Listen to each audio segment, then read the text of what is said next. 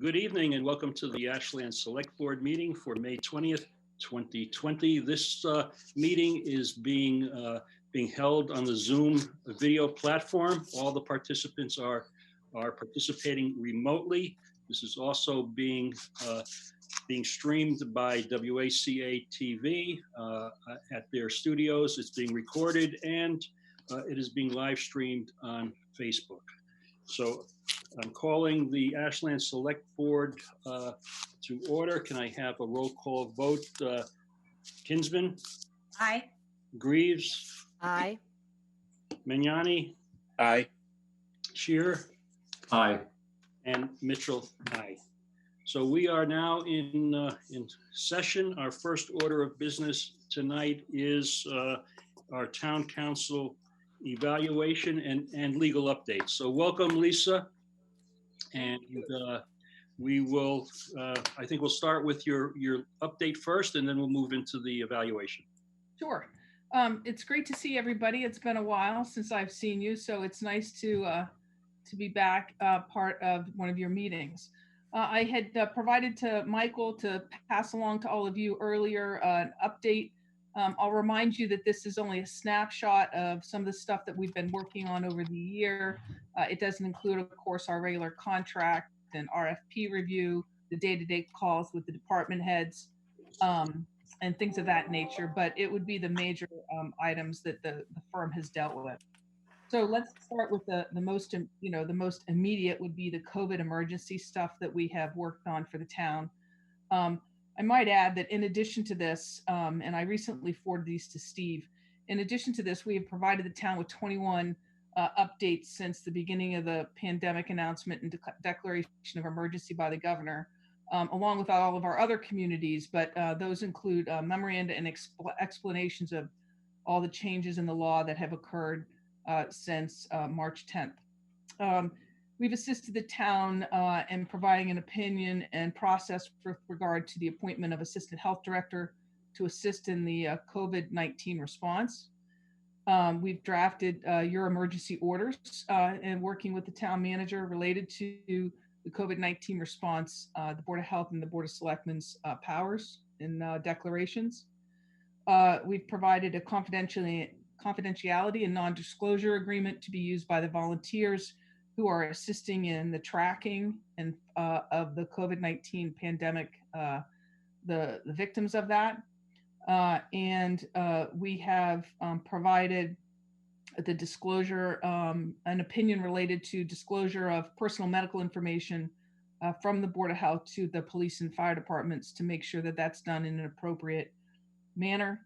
And then, as I noted earlier, since March 10th, we've provided about 21 updates and explanations of changes in the law and recommendations to Mike and Jen, Tara, and the Board of Health, depending on what the subject matter is.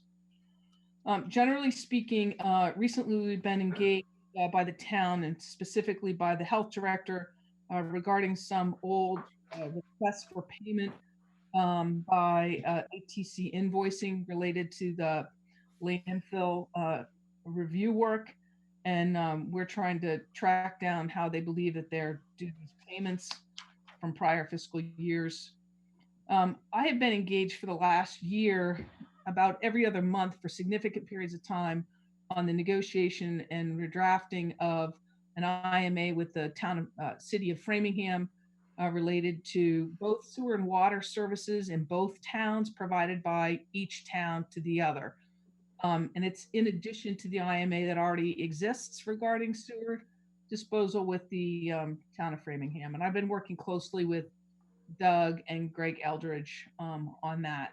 That came to a screeching halt, as you can imagine, March 10th. Amazingly, we still don't have the MBTA access road, but better. Before the emergency existed in March, the deed was agreed to, and we provided all the documentation we needed to the MBTA, and they were in their final review and sign off in the general counsel's office of the deed to the town. So hopefully, before the year's out, I don't want to be too hopeful, but hopefully that will be finalized. We've been involved in negotiations related to Lot 2A on the MBT access road, as you know, that is ongoing. And again, that involves a number of phone calls and meetings and drafting, but that continues. We've also worked with Jen related to the sale of 433 Chestnut Street and making sure the preservation restriction or whatever restrictions are necessary for that property to make that sale happen are drafted. We've worked with the building inspector on the property at 304 Union Street relative to that fire damaged property and what's going to happen to it. And that may be done by now, but it's one of the items we worked on over the year. Also worked with Susan and Greg Eldridge on the RFP for the Cedar Street water tank and some issues related to supports up there for new towers. We continue to work with Mike and Jen on the public safety facility acquisition of that land and negotiation of the deed related to the gift parcel. Importantly, also getting the A&R approved through the land court process since it's registered land. We provided a review and comment to the board and Mike related to some proposed changes in your selectmen policies and procedures book. And I think that's outstanding right now. We worked with you on the Honto issues related to potential violations under their liquor entertainment license. Currently, we have one of the units, the Affordable Housing Trust always tries to retain to stay affordable in town, has been up for sale. And so the Affordable Housing Trust is purchasing that, and then it will turn it around and sell it again with the affordable restriction on it. I continue to commend, because DHCD continues to commend the Affordable Housing Trust in the town of Ashland for retaining the amount of affordable units as they possibly can and not letting them turn into market rate units. We've been busy in the planning department as well. I've worked extensively over the last year with Peter involving the 81 West Union Street project, the covenant that existed there that was found, and the proposed development. And I have also sat with the planning board in a couple of those meetings, and we will continue to do work with Peter and the planning board on that. We've also provided advice to the committee that is working on the tree bylaw. And we've done a significant amount of research and drafting with that. Emma has taken the lead on that. And the tree committee has been very busy, but we've tried to assist them as well. We also provided advice to the planning staff and drafted and reviewed the decision related to the residential development that was approved up on Pond Street, and recently have been presented in a tech review meeting with some potential development that might occur at 10 to 50 Main Street. The litigation, I'm going to not go into a lot of detail on. I've provided this to you, but obviously it's not something that the information that's here is all public information. It's not related to litigation strategy, so it's a complete update.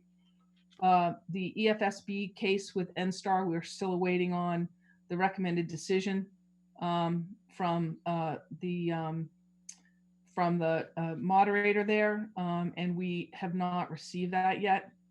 And then once that happens, the Board of Selectmen will have some choices to make relative to what they do with the decision on that. As you know, also, we have a case against NSAR in the land court related to the easement that runs through town. There are cross motions for summary judgment that are supposed to be heard on May 27th. That may or may not happen. We have had some status conferences held with judges in the land court on various matters. Some more complicated, some not as complicated. None of us in our firm have had any motions argued virtually in the land court yet. And I don't know, particularly given the status of this particular item, whether or not the land court would allow a virtual argument to take place. So we're currently have a remote hearing scheduled. but those dates constantly. We had one case last week that was scheduled for this week. It got pushed off further, and then all of a sudden they came back and said, no, we changed our mind. We want it on Friday. So everything's up in the air on schedules regarding the courts. And then recently Eversource appealed their order of conditions, or their lack of order of conditions, from the Conservation Commission. We just received that complaint and are in the middle of reviewing that, and we'll be trying to meet with the board, I'm sure, in the upcoming days to talk about strategy with regard to that. And then finally, of course, we handled the Zero Tri-Street Wetlands appeal. That was resolved when the parties settled and the town purchased the land. So that matter has been concluded. So that is a brief update over what we've been doing for the last, I think the last time I was to see you was September of last year, maybe. That's about right. Steve, you're on mute. It's been a while. Thank you, Lisa, for the update. Before we move on to the evaluation, any questions or comments regarding the legal update? Board members? I just,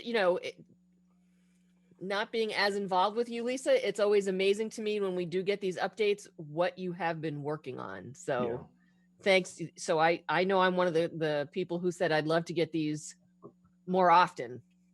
Even if it's just a quick, what I'm sure you wrote out a report, even if it's just to deliver that to us, on a quarterly or even monthly, saying this is what we worked on this month, so that we're aware of it a little bit more. Sure. I think that we can work that out, Yolanda, for sure. Okay. Great. And before we move on with the evaluation, I just want to make note to the audience. We're not going to entertain public participation at this point in time. We are going to reserve that to after the presentation from Dr. Stanton and her report. We will open it up then. I will ask you to stay muted, and I will ask you to raise your hand when we get to that point in time. So if you could please respect that, I'd appreciate it.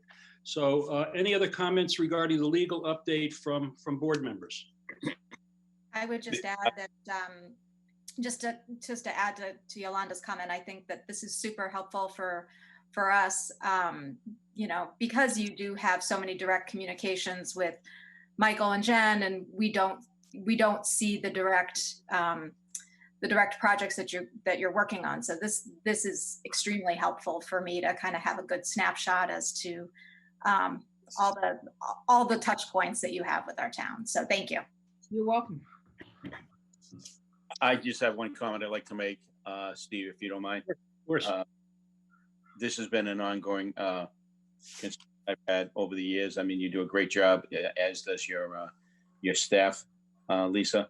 One of the concerns is that sometimes we don't hear enough about what's going on, and I agree with Yolanda and Brandy that maybe quarterly or monthly, just throw something out there. It doesn't have to maybe be all of them, but the ones that you've been working on the most, just to update.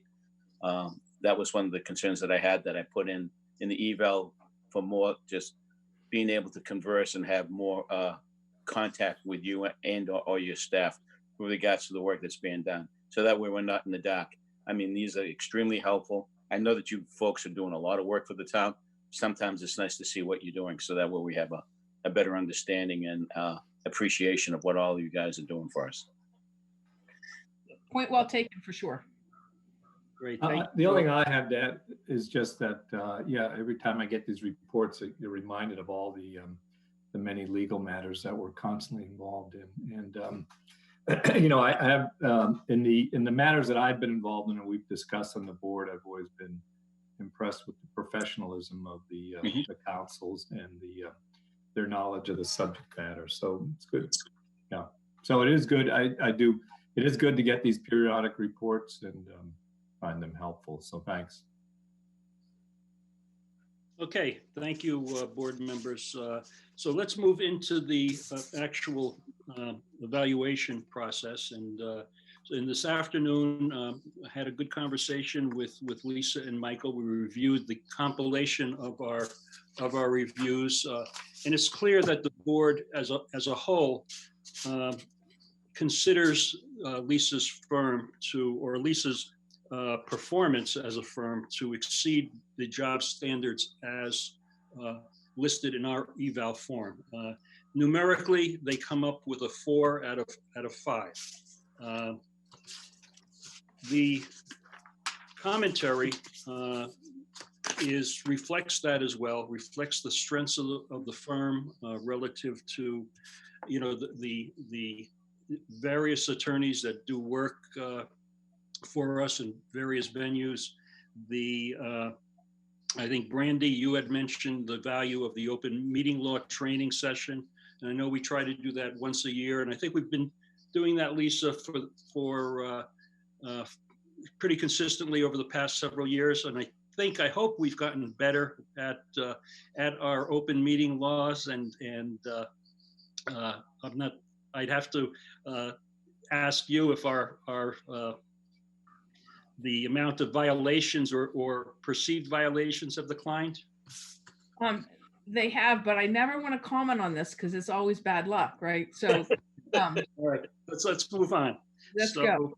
So, one of the other, so in terms of the strengths that board members have indicated on their evals, the history and experience with and expertise with municipal law, the diversity of attorneys, the strong support during town meetings, and I guess just the legacy of you being with Ashland for so many years, just that history and knowledge of town matters and kind of the dynamics of Ashland.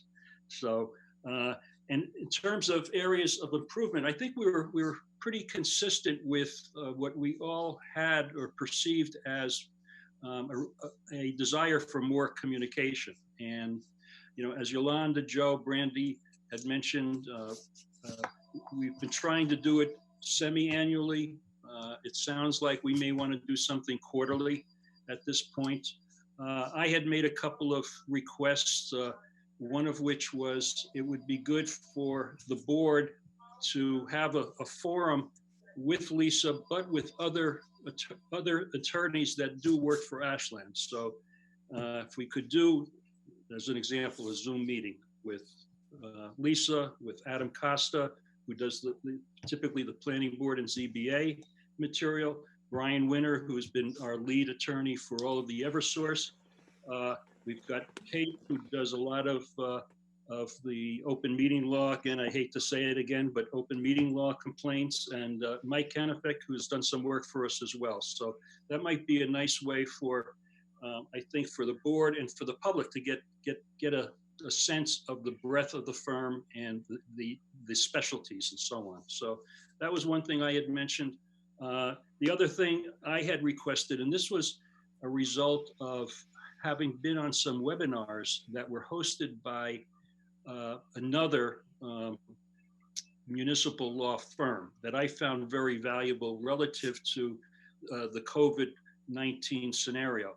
And Lisa provides the town with a lot of guidance and a lot of memos and so on. And she sent me a whole raft of them this afternoon that I'm going to review and I'm going to forward to everybody, because I think this is value to me, and I think it would be value for all of us to be aware and familiar with this material that is being sent to Michael and to Jen. So we'll review that material at a later date. So in essence, again, it was a pretty solid evaluation from this board. It seems clear that relative to this eval, we're in a position to or assume that we will reappoint Lisa and her firm for next year. We're not going to do that tonight, certainly, but we would do it at our next meeting. But it seems clear that we're in that position to do so. So at this point, I would open it up to other board members for their comments specific to the evaluation. I'll jump in. So yeah, I think I've always felt that Lisa and her firm have been very beneficial to Ashland and everything that we need. I like the idea, Steve, of the forum with all of the lawyers that represent us and do different things. I think that'd be great for us to just, get them all in one place kind of thing. So that's really all I had. So thank you, Lisa. Thank you to you and your firm. I think Ashland is in very good hands from a legal perspective that way. Thank you. Brandy, Joe, Rob, any comments on any of the specifics of the evaluation? No, I think it represents our feelings well, and thank you to the chair for putting this together. I'm in support of it, so thank you. Thank you. I'd have to piggyback on what Rob just said. The firm does the work, they do it well, and again, just better lines of communication sometimes seems to be that's my only issue. The fact, the knowledge that her firm has about many issues and sitting on the Affordable Housing Trust, I can tell you they've been invaluable to our group. So thank you for all the work that you do for us and other committees of the town. And I'll add to that. I think that it, for me, this has been my first year on the board, and I've learned a lot, and it would be helpful if we would have that meeting with all the attorneys, just so I can get a better sense of the specific things that your team is working on, and just get a chance to meet everyone, because I have not had a chance to meet everyone yet. But your firm does a lot of work for us, and we appreciate that. And I agree with Yolanda. I think our town is in really good hands with you. So thank you. Thank you very much. I will ask Michael and or Jen if they have any comments to add. The two of you do the bulk of the day-to-day business with Lisa and the firm. So if you have any comments at this point. Yeah, I think, so first of all, it's always, the update that Lisa provides, I'm always amazed at how she can compress like such a large body of work into like 2 or 3 different sentences. So, I mean, there's a couple of things I think that Lisa, you'd even forgotten about, which is like, for example, the nursing homes and the orders to have the staff. We worked pretty intensely, around some of that. I will say I totally understand the communication aspect of it. And I think there's a lot of things that we could do to do that better. But I was kind of going through the update. For the most part, although Lisa doesn't necessarily appear before the board and, given a formalized update about that, it is part of our discussions, and a lot of these things are part of our discussions and a part of what's happening. So you do have an idea of what's going on. I think we just it sounds like you want some more face time with Lisa, which is totally appropriate and totally your call.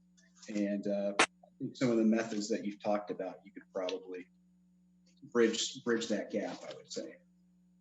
You don't mind, Steve? I think it's also, this work is getting done, but it's not always specifically Lisa and her firm provided So some of the information, some of the memos, some of the research, someone has done it, but sometimes the way it's presented, it's not that Lisa's firm or as Lisa, it might be I had a conversation with Lisa. So it's just having a better understanding of the amount of work that they're doing. I think for myself anyway, would be beneficial, because I'm not always one, and I'll acknowledge this, I'm not always one to say, so did Lisa do this? Or so that's all.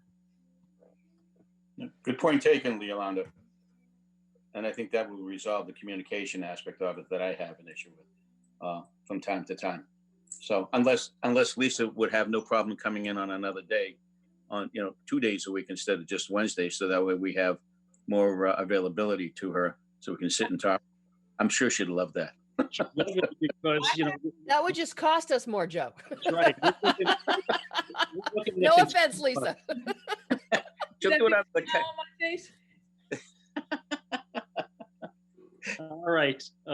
It sounds like Michael, at our first June meeting, will be prepared to reappoint the firm for another year.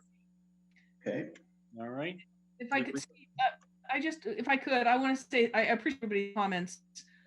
I do, you know, I've worked for Ashland for a long time. And one of the things I miss, to Joe's point, with all of the COVID issues, is I miss seeing everybody. You know, I've come out there for 13 years, and it's part of, you know, it's part of who I am. It's part of what I do.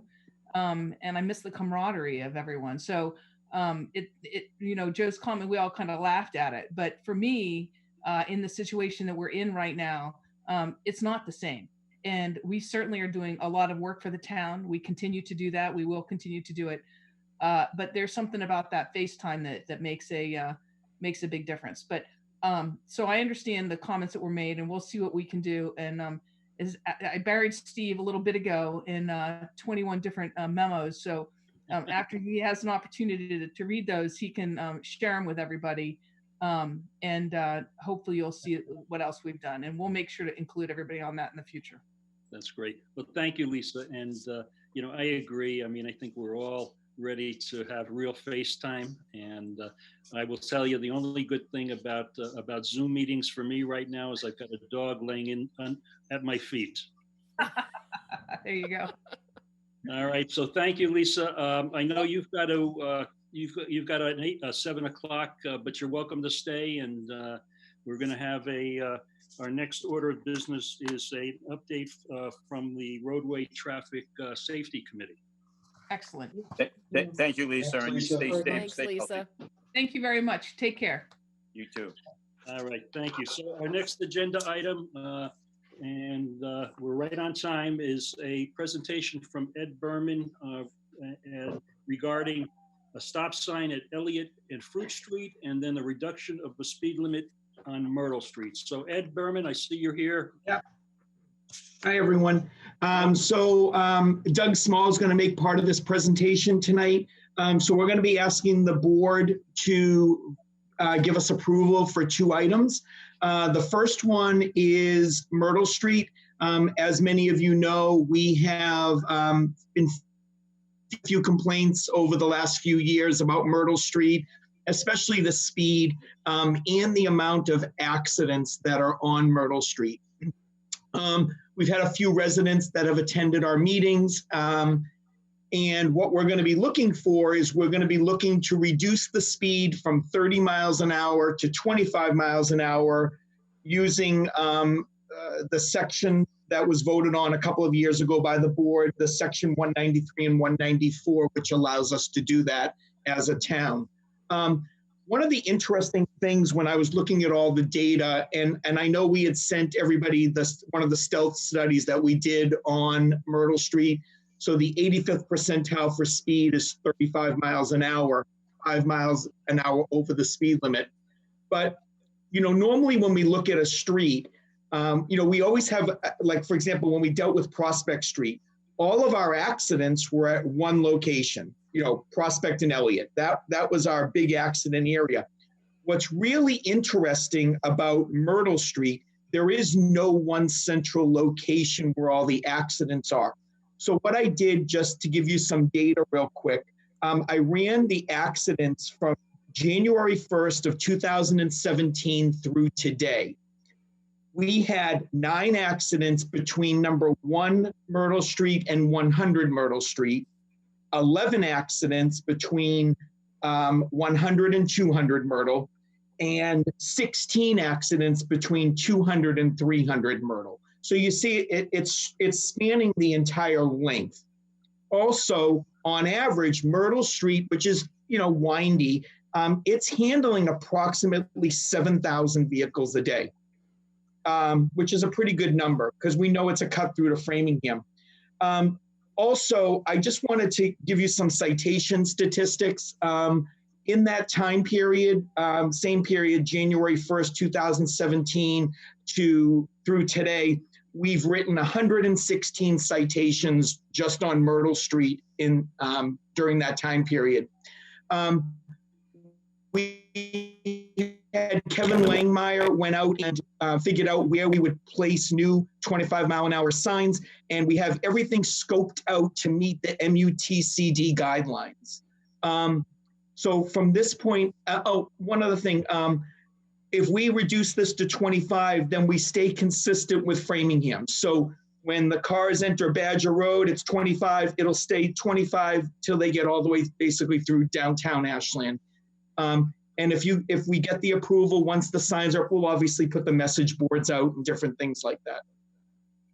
And And- how do you intend to, obviously you're going to beef up patrols for a period of time. I mean, looking at the compilation numbers that you sent, 70% of all the traffic is in excess of the 30 mile an hour, existing 35 mile an hour.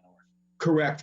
And Steve, the other thing I wanted, like I said, I want to get the message boards out there too. We'll have the message, say Myrtle Street now, 25 miles an hour. We'll keep that up for a couple of weeks.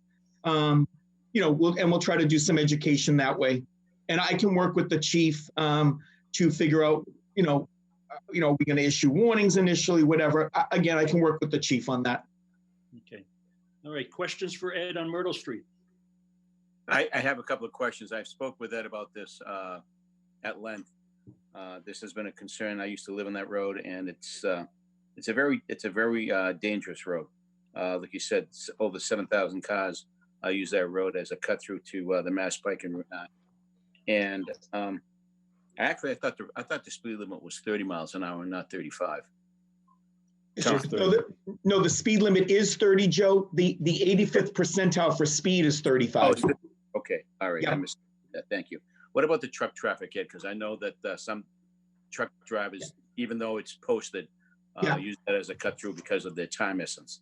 Yeah. So Joe, just so you know, since I actually ran the truck data, I knew you were going to ask. Just so you know, Paul Kavanaugh has written now 52 weight violations in that time period. As you know, Paul's been concentrating a lot on truck enforcement, and that is one of his locations. And word gets out quick that they're out there. Oh, that's good. Thanks, Ed. Other board members? Oh yeah, I have some questions. So thanks for the report, Ed. These accidents that you spoke of, any idea the kind of speeds that were involved with these accidents? Yeah, I didn't go, Rob, I didn't go that in depth into the data. I was really just looking at numbers. Okay. So you said that the 85th percentile is at 35 miles an hour. So, which is what the majority of traffic is traveling on that road, 85%. In your opinion, is 35 miles an hour on that road a dangerous speed? I'll be honest with you, it is, especially when you get up by that Green Street area where the road narrows and you have all those curves. Absolutely. And but right now the speed limit is 30 miles an hour. Correct. And so I think your theory or what you want us to support is that by reducing it to 25, that will help reduce speed. But people right now aren't complying with 30 miles an hour. Why don't we increase enforcement at 30 miles an hour, or look at other, reasons for these accidents? Maybe it's excessively narrow roadway or other barriers or something like that. When we reduced the speed limit on Cedar Street, Rob, which used to be 30, we made it 25. We did reduce that 85th percentile from 35 to down to 30 miles an hour. So we did see a reduction of 5 miles an hour. So at least getting the vehicles down to 30, even though the speed limit is 25, is going to be a lot better. And again, we have to look at the data once, we get back to normal with the amount of traffic and what's going to be really, and we already know when we reduce the speed limit on Cedar Street, we cut our accident data down. Joe, I think remember we cut it down almost in half. Yeah. Yeah, that was going to be my question. Are you all set, Rob? Rob, are you? Yeah, no, I have some follow up, but yeah, are we going to get a presentation on Cedar Street, or did I miss it? Because I think when we approved it, you were going to come back and we were going to review what happened and how these lower speed limit worked. So Yeah, yes, absolutely. I would like to, I'd rather do a new stealth too, get you current data, once we get back to people going to work and things like that, so we have accurate numbers. Like I've had a few people call me over the last couple weeks about speeding issues, and I want to do a stealth study, but now's not the time to do it because we're not going to get accurate data, the amount of vehicles. Sure.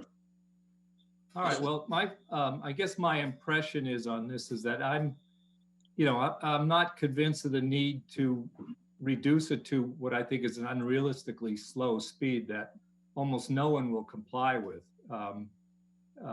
And I'm not sure I see the reason they need to drive 25 miles an hour. People need to drive 30 or 35 and not 50 or 45 or whatever's causing these accidents. So I guess I'm not convinced that, I think it's unrealistic and we're just penalizing law-abiding people by telling them they need to drive slower really than I think is reasonable, and that what most people will do, frankly. And it leaves, I think, too much discretion up to the officer to, am I going to ticket somebody at 30?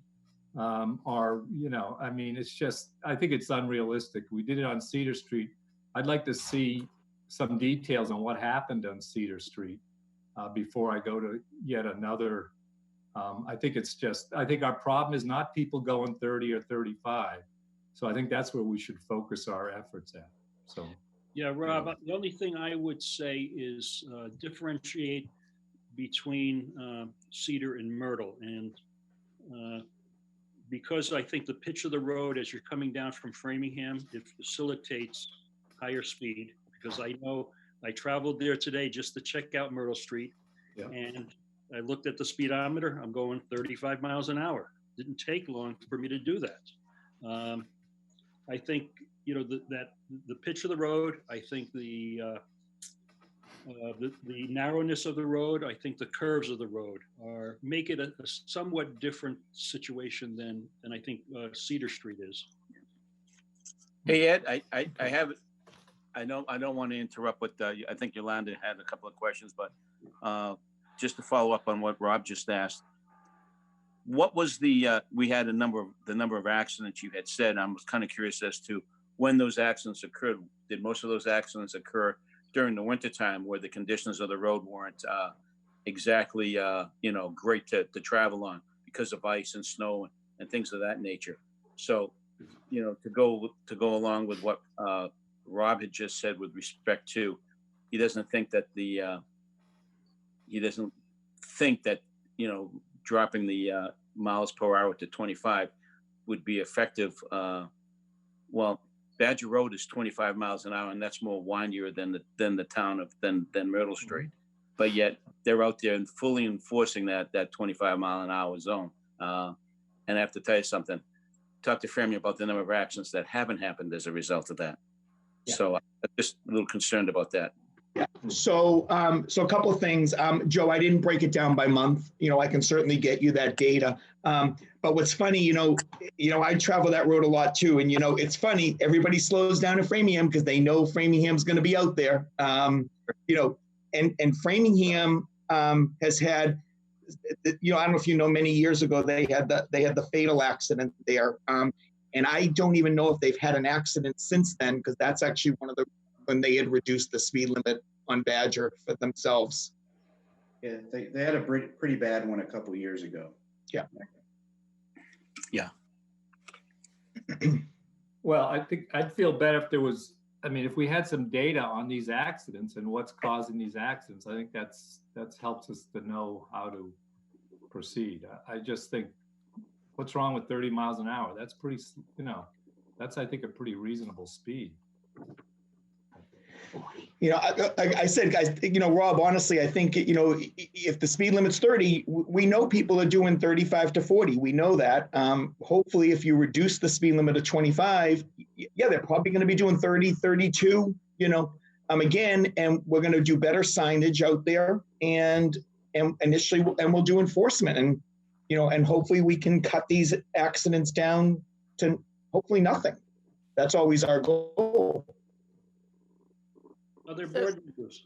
Yeah, I'd like to follow up a little bit on Cedar Street, Ed. So we brought that down to 25, and again, it was a 30 or 35, and we said by bringing it down, it'll stop people from doing 40 and 45 on that road. So that's the same rationale you're using here, right? Is by dropping the Correct. speed limit to 25, then hopefully we'll get people doing 30 instead of 35 and 40. Exactly, Okay. right. And So, I'm sorry, Yolanda, and and there are sections of Cedar that are very windy and get narrower, especially by the fire department, that are very similar to Myrtle Street by that Green Street area. so in regards to, and I don't know if you have it offhand, in regards to Cedar Street, from when we dropped the speed to 25 to now, what has the accident numbers been like there? I'd have to run the data. Okay. I didn't know you'd want that for tonight. But I can certainly get you that data. I can run it tomorrow, email that off to everybody. I mean, I'm fine with moving forward to 25. I think just by reducing the speed limit, it will reduce people's speeds. And we have seen by the number of accidents on Myrtle Street. I mean, and to Steve's point, you get going on there at some point and you're at 35 before you know it. And then you're even at 40. So, but and the other thing I just want to point out too, this is something that is really supported by the people that live on Myrtle Street. We've heard that, yes. I mean, we Street. hear, it's, and also the other reason too, during school time too, we have so many school bus stops along Myrtle Street too. We have kids out there waiting for buses, whatever we can do.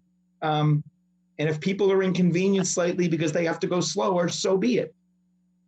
Well, there was that one gentleman who lives right at the intersection of Green and Myrtle who he said he can't get out of his driveway sometimes because 218 Myrtle. Yeah.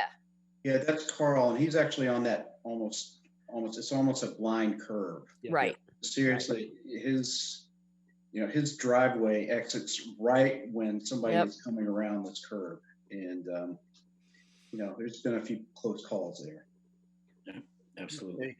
Brandy, any comments? So my comment is I live off of Green Street, and I've been there's been situations where you're trying to make a right onto Myrtle towards Framingham, and there's limited visibility, and if someone's coming around that corner very fast, that it's not a really great stretch. So I think that reducing the speed makes a lot of sense, because there have been many incidents where you think that there's clearance and you go and there's someone literally right up behind you. So I think that people do tend to speed through that very fast. And I think if it was consistent from Framingham all the way into the center of town, I think that would make a big difference. Yeah. And I just want to point out one more thing to everybody. Since we created the Roadway Traffic Safety Committee, we've been a great place for residents to be able to voice their concerns to the right people. And, over the last few years, all the changes that we've asked the board to approve, we've given a lot of thought, the committee has given a lot of thought to, and we've looked at data. I mean, perfect example, and Yolanda, Elliott and Prospect. I mean, it was our highest accident location in the town. It is now the least accident location in the town. A long time since I've heard sirens go into that intersection. I know. And remember before we made that change, almost every accident at that location, there was an injury where someone had to be transported to the hospital. Yes, we've had a few, but they've been minor fender benders because people are not driving very fast through that intersection. Again, we can't fix everything because whatever we do is going to have a cause and effect. But I think all the changes that our committee has recommended to the board have been very positive, and we've gotten a lot of support from the residents. Yeah. So I just want to piggyback real quick on Brandy's comments, because I think the same conditions exist at Water Street as you're turning onto Myrtle as well. And, coming down, there's an incline, and the sight lines aren't great as well. So that certainly is is a concern. So, if I'm getting the flavor of the board properly, and I understand certainly Rob's commentary and concerns about that, I would ask Ed to provide us with the data that Rob is asking for. But it's my sense is that the board is ready to move forward on this request. Yes. The only thing I'll say is that I certainly respect the efforts that people have made. I would like to see the data, and I'm just not convinced that the difference between 25 and 30 miles an hour is really what the problem is here. That it's really enforcement and given the right kind of safety message out. So Yeah, I'll run the data. okay, thank you. Okay, so if we're done with discussion on the Myrtle Street request, can I entertain a motion? Sure. I move that we approve the reduction of the speed limit on Myrtle Street from 30 miles per hour to 25 miles per hour for the full length. I'll second that. So we have a motion and a second. A roll call vote, please. Greaves, Aye. Kinsman, Aye. Mignani, Aye. Shear, Nay. and Mitchell, aye. So that carries 4-1. So we have reduced the speed limit on Myrtle Street to 25 miles an hour. Ed, when can we expect to see signs out there? I know Kevin already got a quote, and Doug, I believe that stuff can be ordered almost immediately. I'll have Doug chime in since he's on. It'll probably take 3 or 4 weeks by the time we get the materials and get it scheduled. Okay, very good. 1st of June, Good. middle Good of to see June. you. All right, so we've approved the change in speed limit. Our next request from roadway traffic is the stop sign at the corner of Elliott and Fruit Street. So Ed, if you want to review that one. Actually, Doug is going to do that one. Okay, Doug, Hi, everybody. good to see you. Good to see you too. I was looking for Netflix and I came across this meeting. So I stick around. In the documentary section? Or is that The Godfather? The Godfather, is that Joe Mignani? So, For the Hey. Animal Channel. Animal House. So, one of the Complete Streets projects that we put on our list was the intersection improvements at Fruit Street and Elliott Street. It's number 2 on the list, actually. We're probably 90% through Complete Streets 1. This would be Complete Streets 2, the second project. And what this project entails is it's adding a second stop sign to that intersection of Fruit Street and Elliott Street, as well as some other roadway improvements like pedestrian crossing signs, electronic pedestrian crossing signs, solar school zone signs, wheelchair ramps, things like that. But in order to in order to install a stop sign where one doesn't exist already, we need permission from the board to do so. So I'm looking for permission to put up a stop sign. Doug, is this just one stop sign coming from Elliott Street toward Fruit Street, or are we looking to make this a 3-way stop? We cannot do a 3-way stop. We looked at a 3-way stop at first. The problem with the 3-way stop were the fire trucks coming up Cedar Street if they had to head towards Fruit Street in case there was any type of backup there. So we eliminated the thought of adding the 3rd stop sign there. So this would be adding a stop sign if you're coming from Chestnut Street heading towards Shaw's on Elliott Street. And right now there's no stop sign there. So from Prospect, so if you're coming from Prospect, you've taken a left down Elliott and there'd be a stop sign there. But if you're coming from Shaw's toward, there'd still be no stop sign. There'll be no stop sign there, correct. Okay.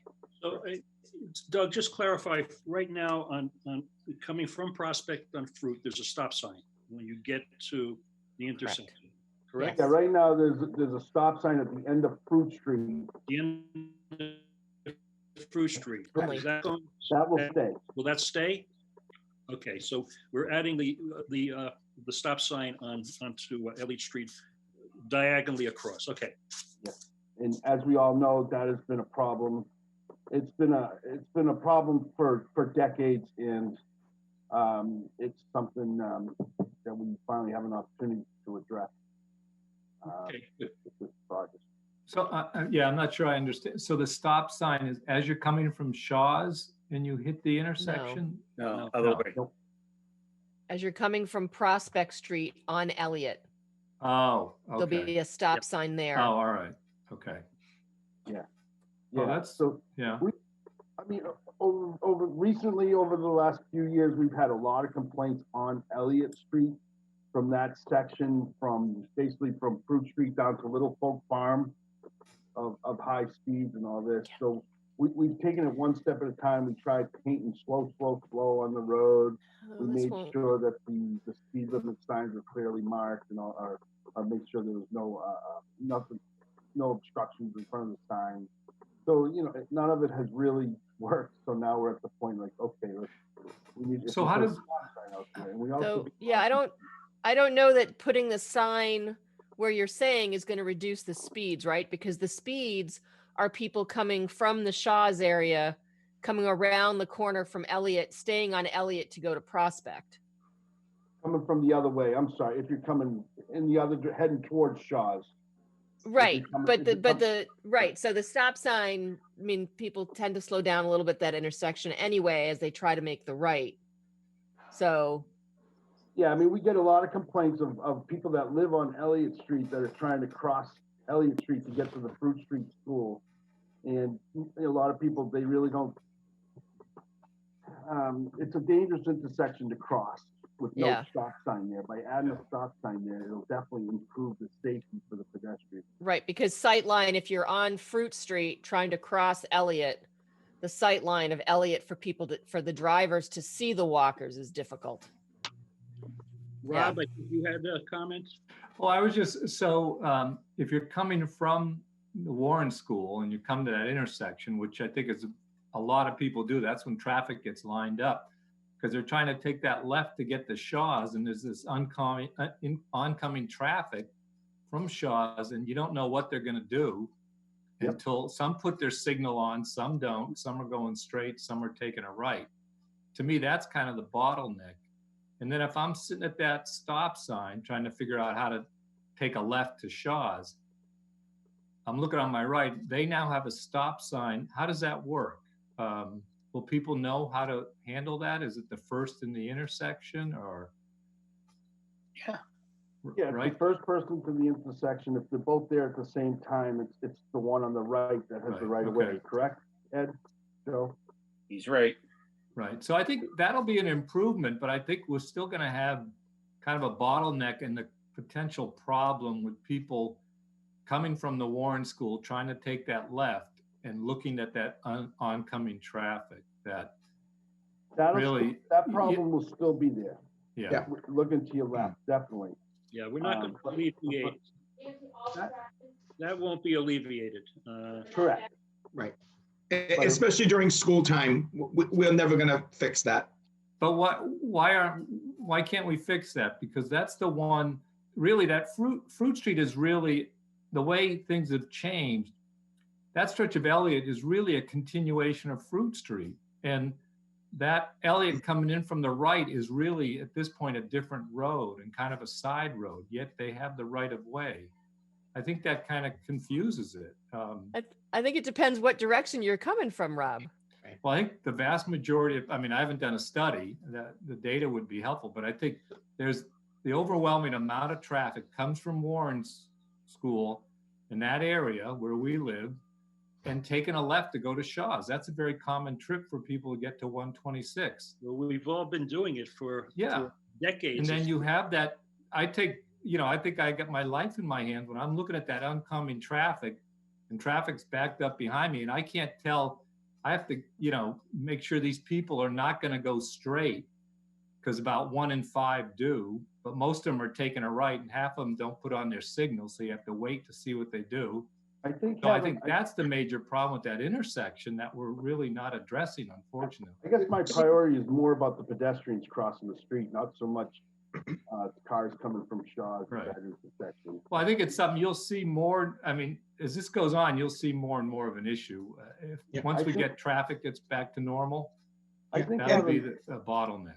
And let me having also, that- yeah, I also want to remind everybody too that, we know that section of Elliott is seeing more traffic since when Holliston installed their signal lights in their downtown area. So what's happening is a lot of those people that are coming from Milford that used to just go right through downtown Holliston, because that traffic, because of their new signals, have completely backed up their downtown during rush hour. People are now cutting down Highland Street to cut over to miss those lights. Right, the- right. the So that stop part of sign- Elliott's getting busier. Yeah. The stop sign at the end of Fruit Street.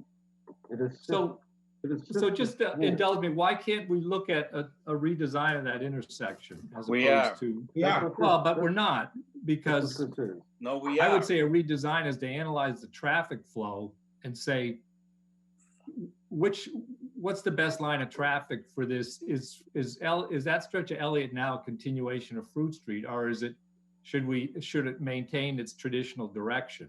You can see things have changed in terms of traffic flow since these roads were designed 100 years ago. So I mean, I think what are you that's the asking, problem. Rob, about?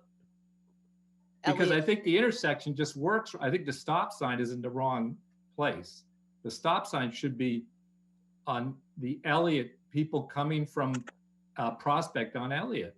That's because what's the- happening. That's what he's proposing, Rob. I know he's proposing, but we've also got, but the other problem is the traffic coming from Shaw's Yeah. that goes That's straight Always onto been the Elliott. case. Always been the case, Rob, and I know. you're right. I mean, this is not going to solve that. We So, I understand. I guess my question is, why don't we look at that as to way of Well, we can look, changing that intersection? nothing to prevent us from looking at it, but But that's what Doug's doing. We're looking at a redesign eventually of that entire intersection. so I No, have a question. Doug mentioned that we can't do the third stop sign because of the potential backup of fire trucks coming from Cedar Street. Correct. Is that something Oh. that once the fire station moves, if and when it does, that would then be something we could look at? Is a stop sign there? Because if they're coming, they're not going to be coming from Cedar Street to get to that part of town. Right. Right? Correct? That'll change, yeah. Yeah.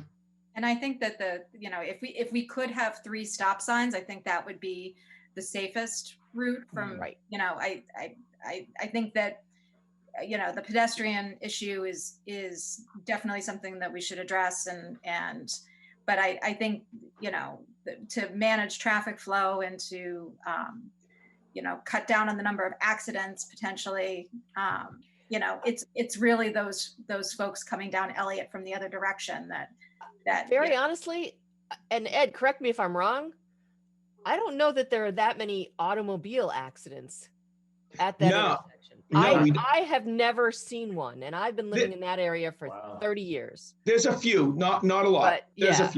a few, not crazy. Did, That's good. did anything come out of the complete street study? I know, we're looking at that as part of the complete streets plan and there's Right.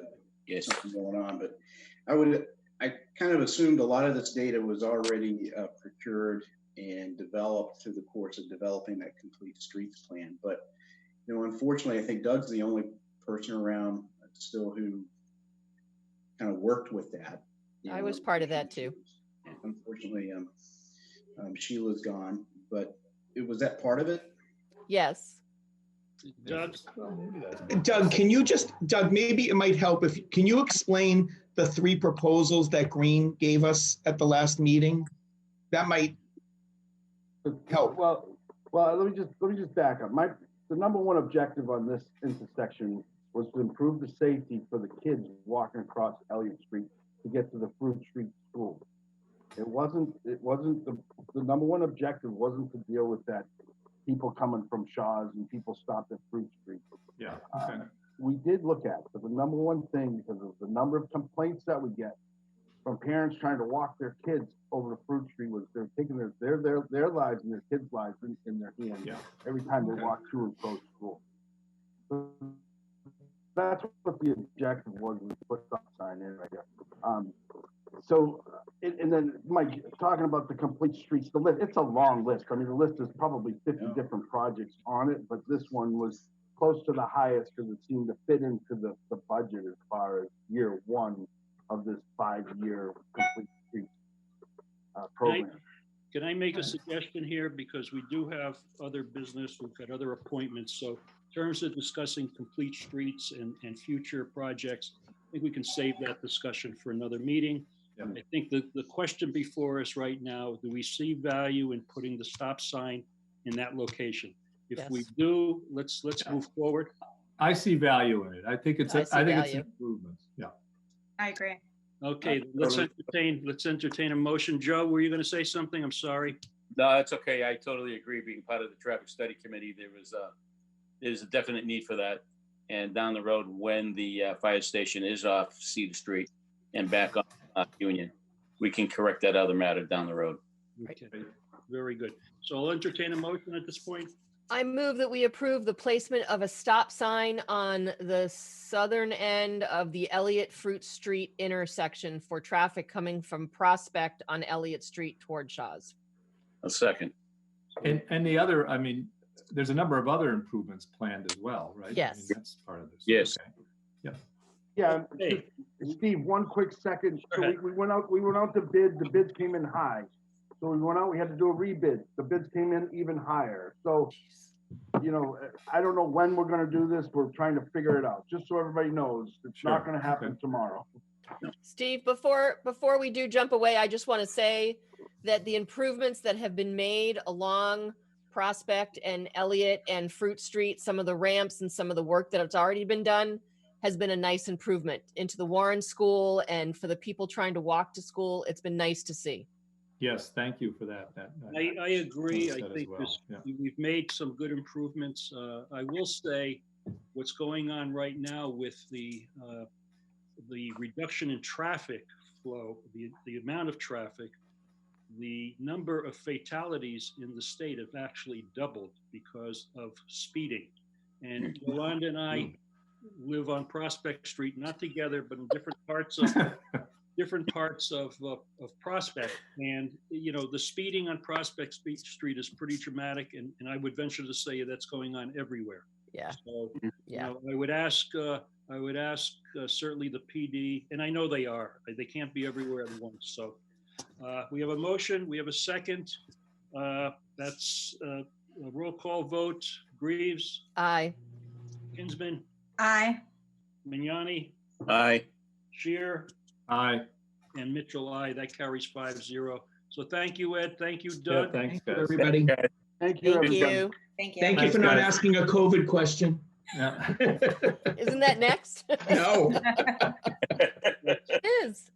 See you around town, Ed. Are you going to stay on board with us? Oh, you want me to stay up? Don't we have a COVID update No. coming up? You don't have to. Do you have one? I didn't know. I can do one if you need one. COVID-19 update and update on reopening plans. Relax, please. Michael is going to provide a, Ed, you're okay. Okay. Yeah, you can look it up. Thanks, Ed. all right. So our next item of business is a COVID-19 update and an update on the reopening plan. Michael, Yeah, I will spend the bulk of the time on the reopening plan. I do, just to give you some numbers updated, and this was as of Monday, we had 208 cases total so far, and we had 137 clear. So again, if you start looking at some of the daily cases, you'll see some spikes here and there. Again, what usually precipitates that is if a home or like a nursing home or someplace goes through a bulk testing cycle and you get a number of positives related to that one household or building. So, but the good news is that the ratio of cleared versus, you know, the number of cases total is starting to trend in the right direction. So I'm pretty happy about that. Ed's been doing a great job, as well as, you know, our case management team and our case tracking team. So it's our public health nurse, Nancy. Amy Childs is working on that, as well as Audrey LaCroix, our school nurses. So they've been doing a great job. So I can't really speak highly enough of their work. But I did, like I said, I wanted to spend a little more time today during the COVID update to talk about the reopening plan. So if you recall, my goal was to have a plan done by June 1st, to have an idea of what we're going to do. So Joe Richardson has been working diligently to work with our department heads, the different building managers, to determine what it is that we can do specifically related to Ashland to get us prepared for when we fully open and start that process as well. Of course, then you have things like the governor who comes in and provides, his own idea of a plan and an update. And so you kind of have to work within that as well. So you could be going down one road and then, one press conference later, you're having to go down another, and that's fine. It is what it is, but it does kind of make the road a little bit longer. So first, I want to address public parks because I know there's been some question about that. The governor's order really put forward that public parks and open spaces could be open as quickly as May 25th. I think we will follow that lead and we will open our public parks on May 25th. I know the community gardens was they were really hoping to see that date move from June to May, and I think we're going to be able to accommodate that because the community gardens is clearly listed as a passive recreational activity under which this would fall. Some other activities include walking and hiking, fishing, bird nature watching, even flying a kite, dog walking. So anything of that nature. We're not going to allow at this point in time organized sports or activities or the sharing of equipment. So things like your basketball courts, your tennis courts, artificial turf fields, they're going to remain closed. The playgrounds and the pavilions are going to remain closed. For right now, the bathrooms in the pavilions are going to be closed as well. Just going back to the community gardens, they went actually before the Board of Health last night, had their plan, presented their plan to the Board of Health. So what they plan on doing when they open, it was a very well put together plan. I think the Board of Health commented on how professional it was. Joe Richardson has certainly opined and said that he thought it was a substantial plan and would meet all the qualifications. So everybody should be able to open on, or parks should be able to open on May 25th. Any questions about that before I move to buildings? Michael, you just said the parks will be open on May 25th or just the community gardens? The public parks. Okay. Yeah, on May 25th. But no activities though? No playing of any sports or anything of that nature, is that correct? Yeah, no organized sports or activities. So Okay. people can go to the corner spot and sit and relax and, okay. Yes, we'll still have some guidelines in terms of, social distancing and masks, but I think the important takeaway from tonight is that, on May 25th, you'll be able to go out and enjoy places like Stone Park or the Corner Spot or some of our other local places. So it's good news. So no entertainment as well, correct? No entertainment at this time. Okay. This would be like the first phase. Okay, thank you. Appreciate that. Yeah. So moving on to buildings. So with all of our buildings, that would be town hall, library, community center, we're first looking at starting to open. I don't know if it's going to be exactly on June 1st, but if not shortly thereafter, we're looking at doing it by appointment only. There's a couple of different reasons why we are looking at doing that, just to basically better manage the traffic flow, obviously limit any type of exposure. The governor's orders in terms of reopening also have a requirement that we're supposed to keep a log of everybody who comes into the building. So if there is some kind of trace contamination, they have the ability to trace it back using that log. So we fully support that and understand that. So we would be looking at doing it by appointment only. So we would encourage people to still utilize the online services for as much as they can. If they can't, please call the department in question and make an appointment. We will have signs posted outside of the doors. This is specifically for Town Hall right now, that says appointments are necessary, and I'll actually have the phone number there.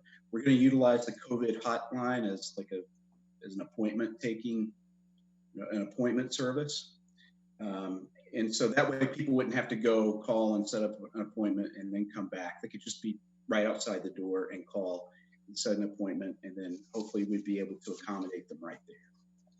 So that's For the library, Michael, would that be open for people to browse, or is it more of a curbside pickup? Trying to think of how that would work. Yeah, they're looking more at a curbside pickup model to begin with. Paula and the library network that she's a part of, they try to stay consistent. So they're looking at their first phase being more in line, so like you said, the curbside pickup type of thing, instead of people coming in and browsing. Okay, that'll be good. Thanks. And same thing, you're welcome. The same thing with the community center. Obviously, there's a lot of services that are offered there, a lot of touch point type of services, human services. And so we would encourage people to make appointments there as well. So that's really kind of what we're thinking in terms of phase one for right now. There's obviously some more details around this. There's a lot of things that we have to do kind of behind the scenes, in terms of getting safety equipment, plexiglass, things of that nature. So, it's more substantive than just what I'm giving you right now, but that gives you, I think, a relatively good overview of what we're looking at. Good. Well, thank you, Michael, for that. And I think I would assume that most residents would be pleased with the relaxation. I will say, I was on the Board of Health meeting last night. I thought the community gardens did a really nice job of presenting their plan and how they're going to manage the protocols they're going to manage for maintaining social distancing and safety concerns as well. So any other comments from board members? I just had a question about summer programs, and I didn't know if we're not quite there yet, but I know I've had questions from parents about Ashland Rec and whether or not those programs are going to happen this summer. And I'm sure you guys have been putting a lot of thought into that and to what that might look like. But I was just curious if there was anything that you could share. Sure. I mean, Kelly has definitely been working hard trying to, just kind of have a crystal ball into what's exactly going to happen. And knowing that it provides such a service, not, just from a kid's activity standpoint, but it's also, the level of childcare that's provided through that as well. We're hoping to be able to put something on. Jen, you probably had the most recent conversation with Kelly in regards to this. Do you have any more of an update about that?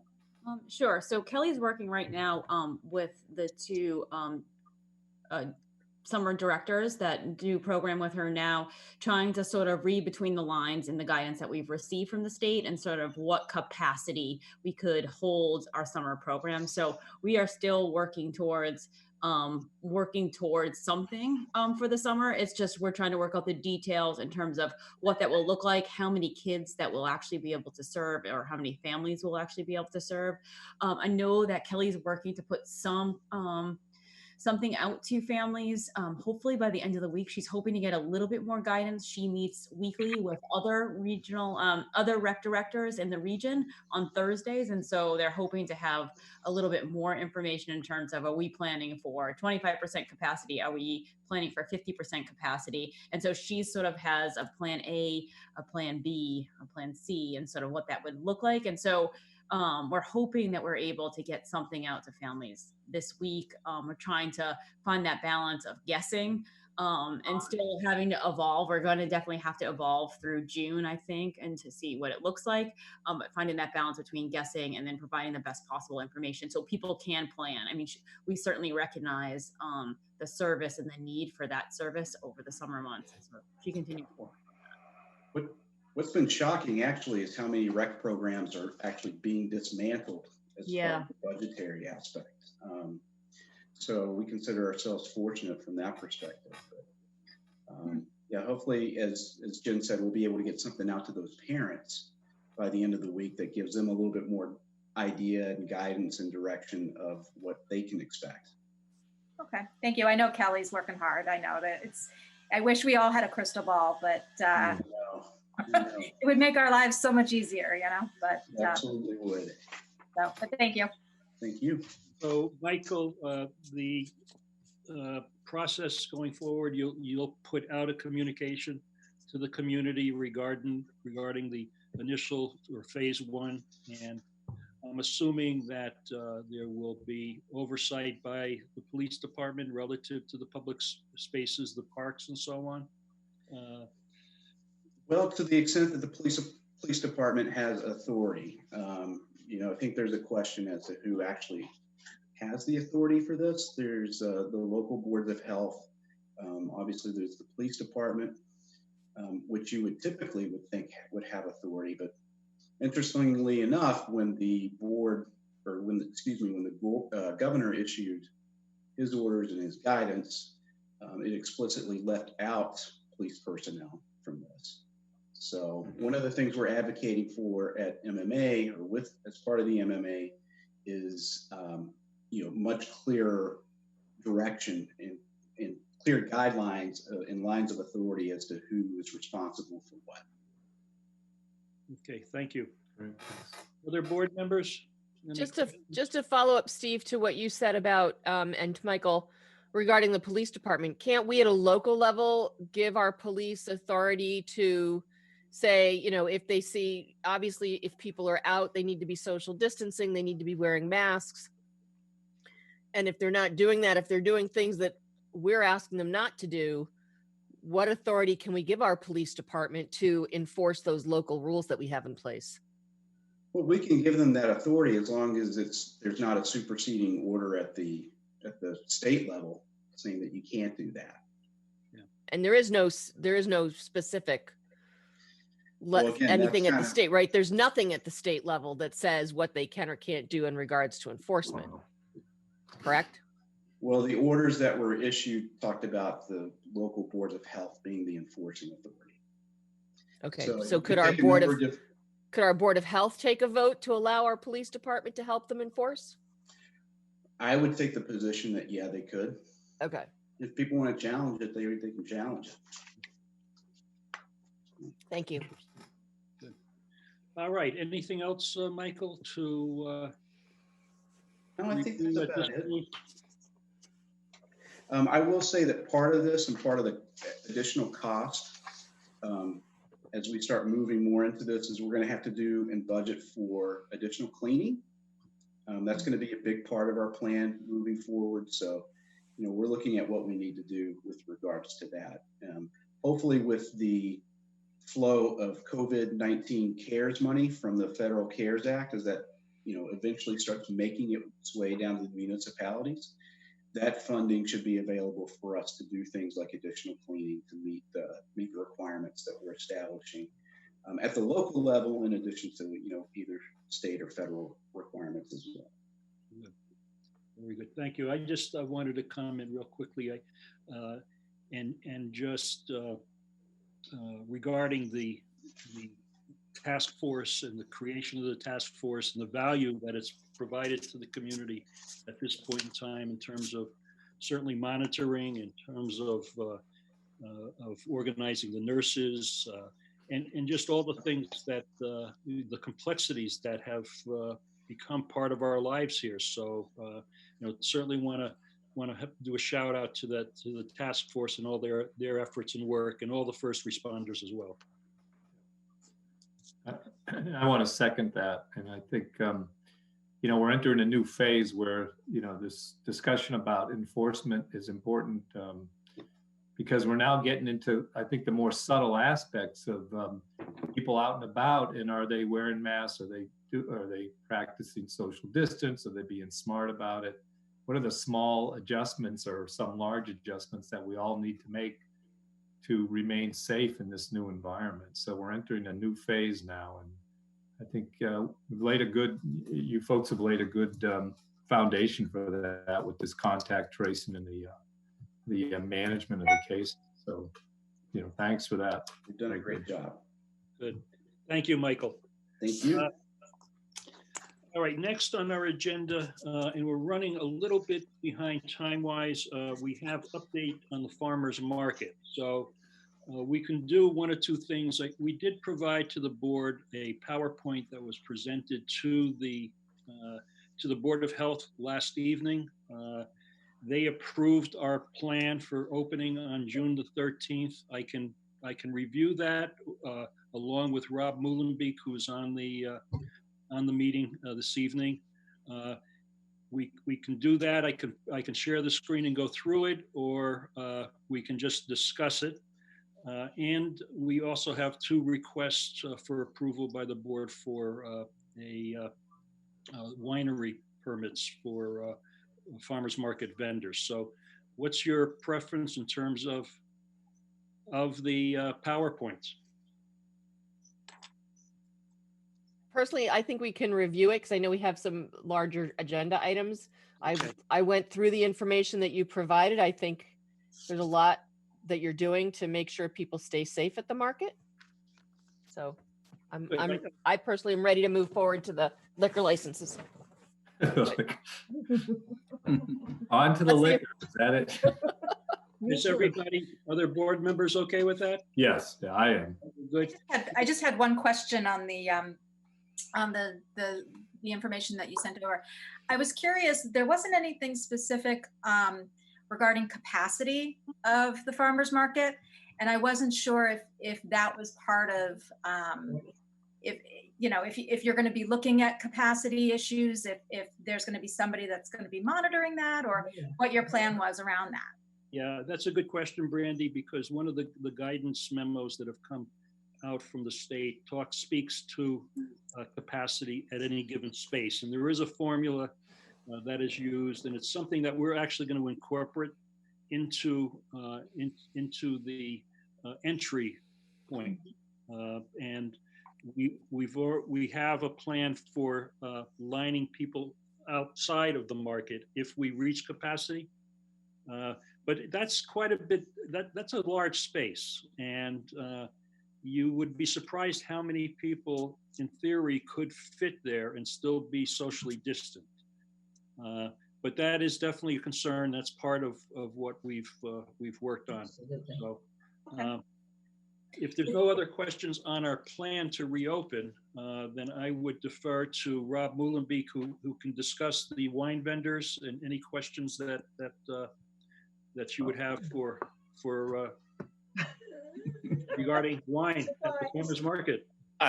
Steve, before we talk to Rob, I just have one question. I don't see any entertainment. So are you folks deferring entertainment at this point? So Joe, we are everything that other than sale of food products has been eliminated from the farmers market this year. So there's no music, there's no kids corner, there's no community service tent. There's none of those extra things that really make our farmers market what it is. So no town tent. No town tent, no nothing other than the sale of food. Okay. Products. You should actually. Was there thoughts about, because I looked at the list of vendors for this year, and I noticed you also kind of eliminated some of the typical food vendors, like whether it's Bolly Marley or Dolce, and I wasn't sure if you guys had considered, having them and having takeout options, packaged to go. Yeah, we have considered that, and that's really up to the individual vendors. To go to your point, Brandy, ready-to-eat vendors are not going to be available to serve there, and hence have people consume there. So that's been eliminated as well. Now, that's not to say at some point in time that Bali Marley or Dolce can provide takeout. I mean, we've had that ability in the past. So that's really something that may, and most likely will evolve as we go through, and more relaxation occurs in the environment. So I thought you guys had a very thoughtful approach to how you were going to open the market. So I thought it was very thorough. So thank you. But, well, a lot of credit goes to Rob Muhlenbeek for the layout, the setup. He put a lot of thought and effort into it. So we spent the last month reviewing a lot of information, and so I think we're ready to open. But we wanted to give the select board an opportunity to comment as well. So. So the next item is our wine vendors. And these are the one-day seasonal approvals that we give every year. These vendors we've done in the past, so we don't normally have them come to meetings. It's not necessary. We always waive that requirement. If you have any questions about the wine vendors, Rob is here to answer them. If not, we'll entertain a vote to approve these. Are these the only two that will be attending this year? Rob? No, there will be one more. I don't know why they haven't applied yet, but there's a new cider vendor, Pony Shack cider vendor. I've communicated with them today. I guess we're not quite ready for today. Hopefully we'll squeeze them in on the next meeting. It'll be three again like last year. Okay. Okay, any other questions? If not, I'll entertain a motion. I move that we approve the one-day seasonal licenses for both 1634 Meadery and Aaron Knapp Cellars at the Farmers Market for the season of 2020. I'll second that. Second. We've got a motion and a second. I'll take a roll call vote. Greaves? Aye. When I come from Usman? Aye. that's the way it Yanni? is. Aye. Shear? Aye. And Mitchell's refusing from this vote at this time. So that's 4-0-1. And thank you for your consideration. Next on our agenda is a presentation from Dr. Liz Stanton from the Applied Economics Clinic. Dr. Stanton, you're welcome to our meeting. I'm going to unmute you. And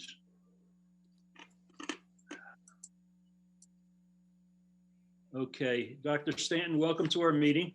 Thank you. And I've made you a co-host, so I'm assuming you've done a lot of Zoom meetings at this point. I have. They keep on changing Zoom, so All right. I'm gonna have to fumble my way through here. So I've made you a co-host so that you can share your slide presentation. All right, let me give that a shot here.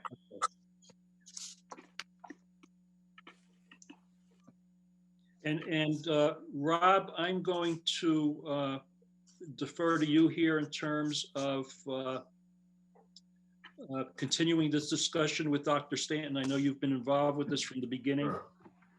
Well, thanks, Steve. Yeah, I don't think there's much that I need to say right now. It's just that as you recall, we asked Dr. Stanton to do this review and to produce a report for our consideration. And we saw it about a month ago, the draft, and made some comments, put it out for review and some comments, and those have gone. I sent those to Dr. Stanton last week, and with the idea she would review them and finalize the report. And so she is here tonight. Thank you, Dr. Stanton, for coming before us. And I think we're all looking forward to hearing your report. So thank you. Thank you. I'm happy to. And thank you for all the comments on the draft report as well. We're in the process of finalizing the report, and we hope to have a final version done by early next week. So I'll go ahead and make a brief presentation about the report, and then I'm very happy to answer whatever questions you have or discuss any lingering issues from the comments that you had before.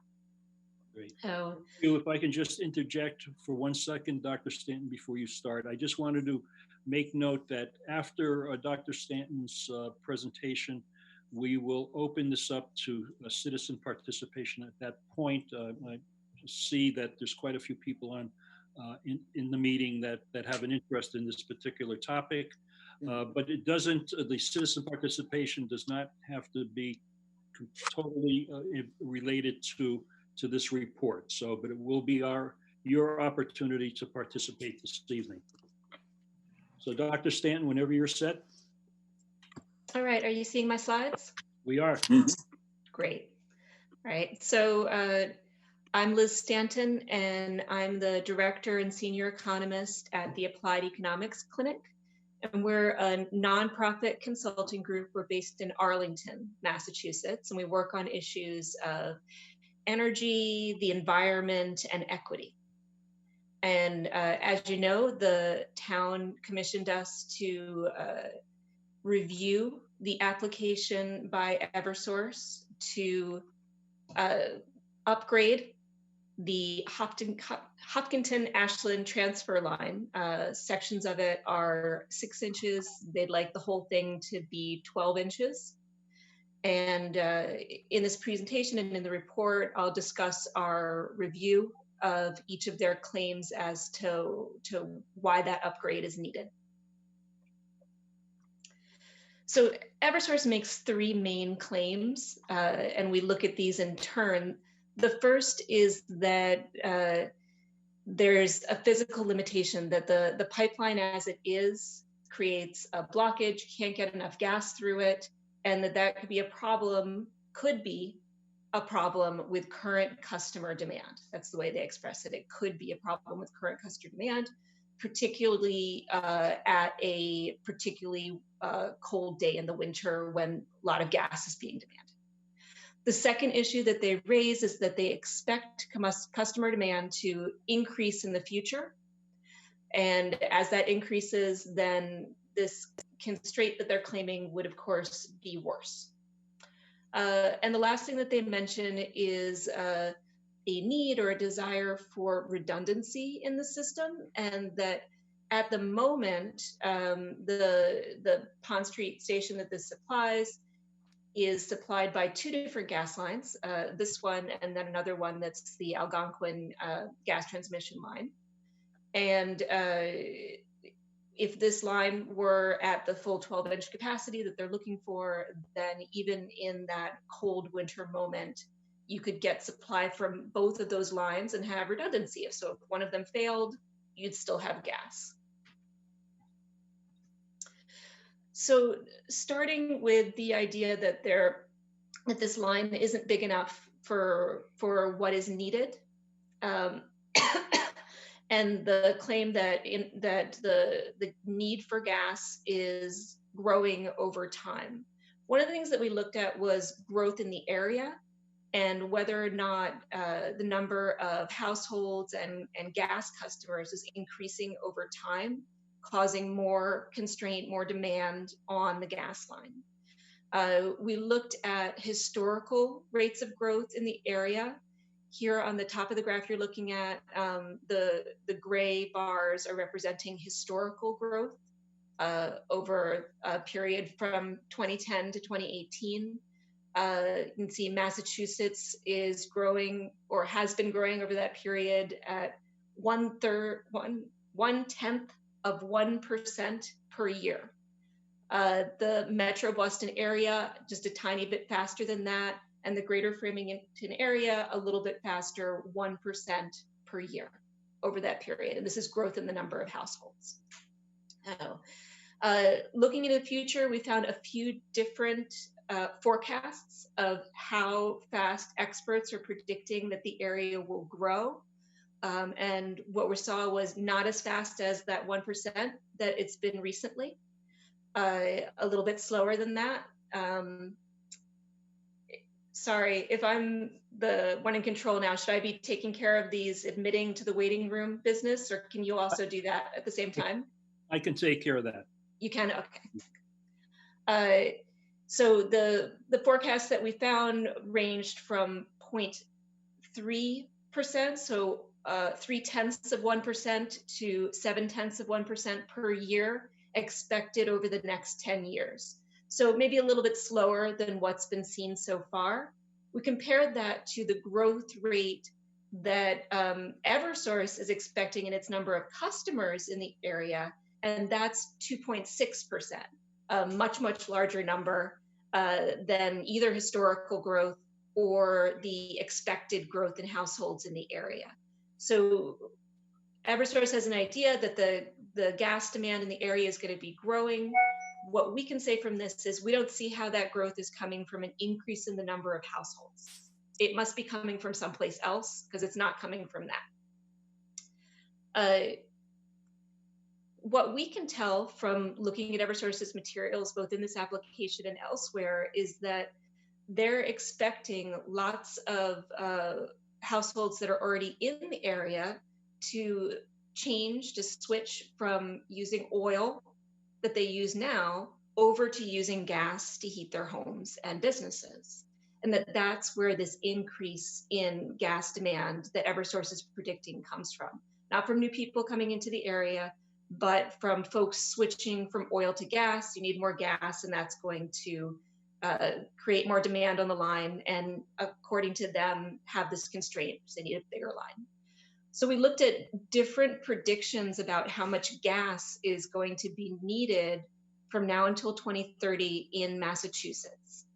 And you can see the orange ones on top are the predictions that come from Eversource, what they're saying is going to be needed for gas, growing 2.2% per year. And that's for the Framingham area. Their prediction for Massachusetts as a whole, or their territories in Massachusetts as a whole, it's just a little bit smaller than that. They're expecting a growth in gas, and they attribute that to folks switching from oil to gas. Other predictions of how much gas is going to be used in the area over the next 10 years, we looked at from the one that says in yellow here, AEO, that's from the US Energy Information Administration, what they're expecting. They don't give it town by town or even state by state, they give it for the region of New England. And you can see that they're expecting a small decrease over time in how much gas is used, not an increase. The other predictions that we have up on here come from Massachusetts state government.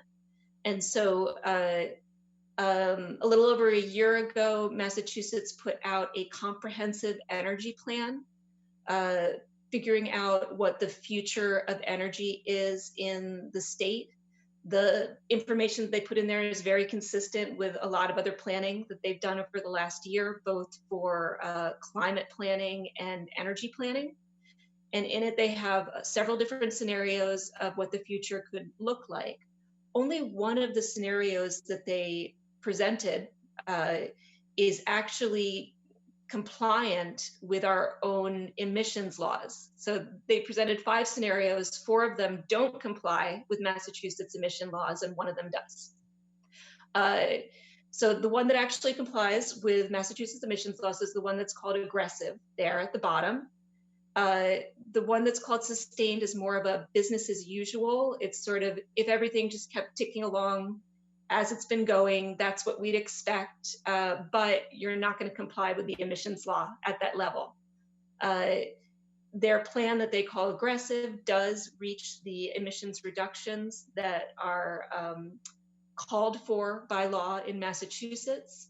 That has the 2.2% per year reduction in gas use over time from here to 2030. And the reason for that is an aggressive move to using electric heat pumps to heat homes and businesses instead of fossil fuels. That's what they're expecting. It's very consistent from report to report and plan to plan in Massachusetts state government. These numbers first came out in terms of how many heat pumps they're trying to have people adopt in 2014. And I follow these reports. It's been the same thing in each of the reports since then. Using that same prediction, they're looking for about 1/3 of Massachusetts households to have moved on to heat pumps by 2030, and then much more after that. And I think it's more like 20% of the commercial space by 2030. And with those measures in place, with that level, that speed of adoption of heat pumps in place, you see a decrease in gas use over time, not an increase. And what you don't see is folks that are getting off of oil and onto gas. That switch isn't happening. And more generally, if you're looking for a solution to climate issues or a method of reducing our greenhouse gas emissions that is, let's switch from oil to gas, you can get some reduction from that, but it's not reduction that's sufficient to the levels that are required by our emissions law. You know, to ballpark it, the greenhouse gas emissions from natural gas are about half what you emit from heating with oil. That's roughly right. So you can cut emissions in half that way, but we're not trying to cut emissions in half. Right? We're trying by 2050 to reach what's called net zero. And that means that the net part is that we can have a little bit of emissions. 15% of our 1990 emissions could still be around, but only if we can balance it out by planting trees, having more green land, things that would absorb carbon dioxide, right? So we're trying to head for at least 80%, 85% up to zero in emissions by 2050. The number in 2030, if you want to keep on track to do that, is 45% of 1990 emissions have to go. So cutting our building sector emissions, our heating emissions in half isn't enough to get where we're going. And that's why the state is looking for this movement into heat pumps. This graph here is showing Eversource's expected growth rate over time. That's the green area at the bottom. We threw Columbia Gas on top of that just because Eversource has offered to buy Columbia. We'll see how that goes. That's what's on the table. And we compared against it, the black line, the limit to just building sector, not all emissions for the state, but just the building sector emissions for the state, and how that needs to decrease over time to stay beneath the legal limit. And by the end of 2050, if Eversource kept growing at the rates they're hoping to grow, just its own gas emissions, just that one company's gas emissions would take up the whole state's budget for emissions. If you put Columbia on top of that, there's no room in there. We throw on National Grid just to get the feeling for this. If you put the three companies together, I don't have the number in front of me, it's about 80% of gas customers in the state. There's a few other companies, as you know. So this just gives you a feeling for this plan of switching from oil to gas and taking on more gas customers, there being growth for gas companies over time, is just not consistent with our climate laws. One thing can't happen while the other thing's there. Something has to give. Eversource also goes over some project alternatives. We had some issues with their manner of doing this in a public process like this one, where they're applying for a siting permit. We expect to have a lot more information made available to stakeholders like yourselves and to their third-party experts like us in order to evaluate claims. Eversource is not making that material available. They don't give enough information to be able to evaluate their claim that this plan, the plan of increasing the pipe size, is the best plan. They tell us it's the best plan, and that's okay for them to tell us that, but they're not demonstrating it. They're not explaining how they came to that conclusion and offering the proof of it that we could then evaluate and give an opinion on.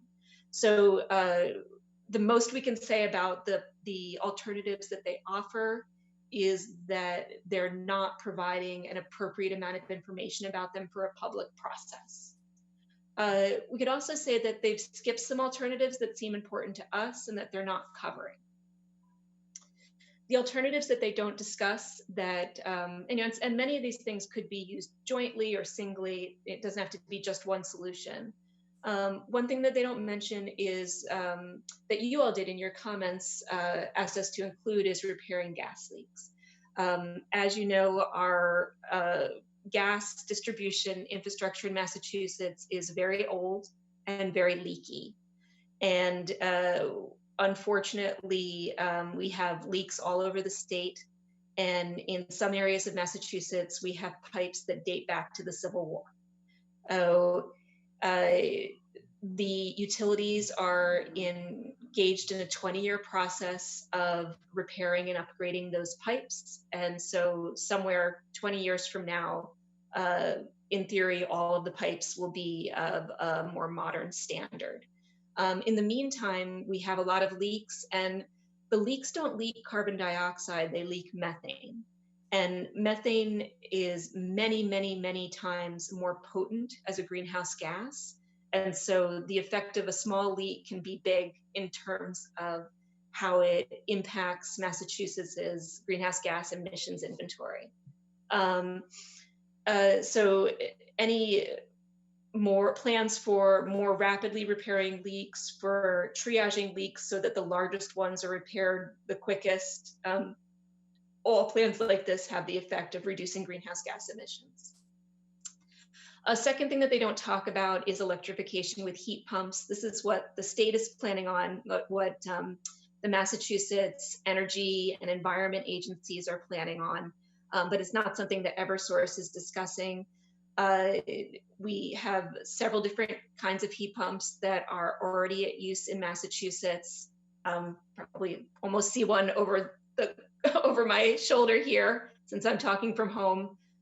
There are air source and ground source heat pumps. Both of them manage to provide very, very efficient heating and cooling.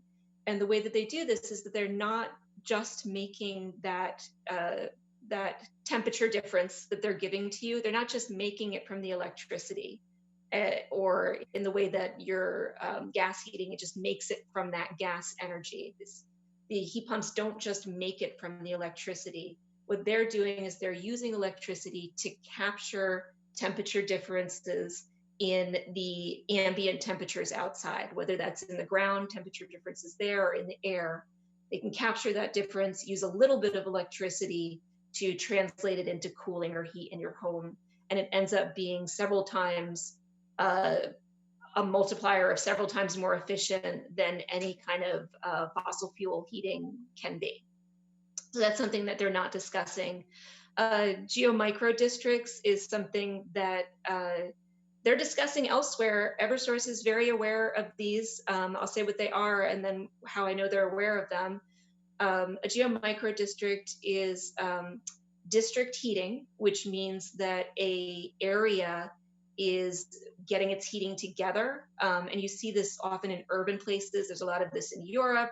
There's a couple places in Boston have this. All of Manhattan is like this. A number of college campuses all over the country are like this, where it's not that each individual building or apartment has its own heating, but the heating is created district-wide and then piped to you as steam. With a geomicro district, again, heating would be district-wide, but it would be coming from a ground source heat pump that was shared among a neighborhood. The ground source heat pump would be underneath the street, the right-of-way, and then hot water or cool water for cooling would be piped around to homes and businesses. I know that Eversource is very aware of this because they have a pilot study on geomicro districts. They've been participating in a group that has been doing an engineering study about the feasibility of geomicro districts in Massachusetts. But it's not something that they include as an alternative. Another alternative is gas demand response. This is something that there's very little of in Massachusetts and really countrywide. I know that Berkshire Gas had a program like this. I'm not sure if it still exists. There's lots and lots of electric demand response in the US, but not that much gas demand response. But the idea is to pay customers to to curtail their own gas use during a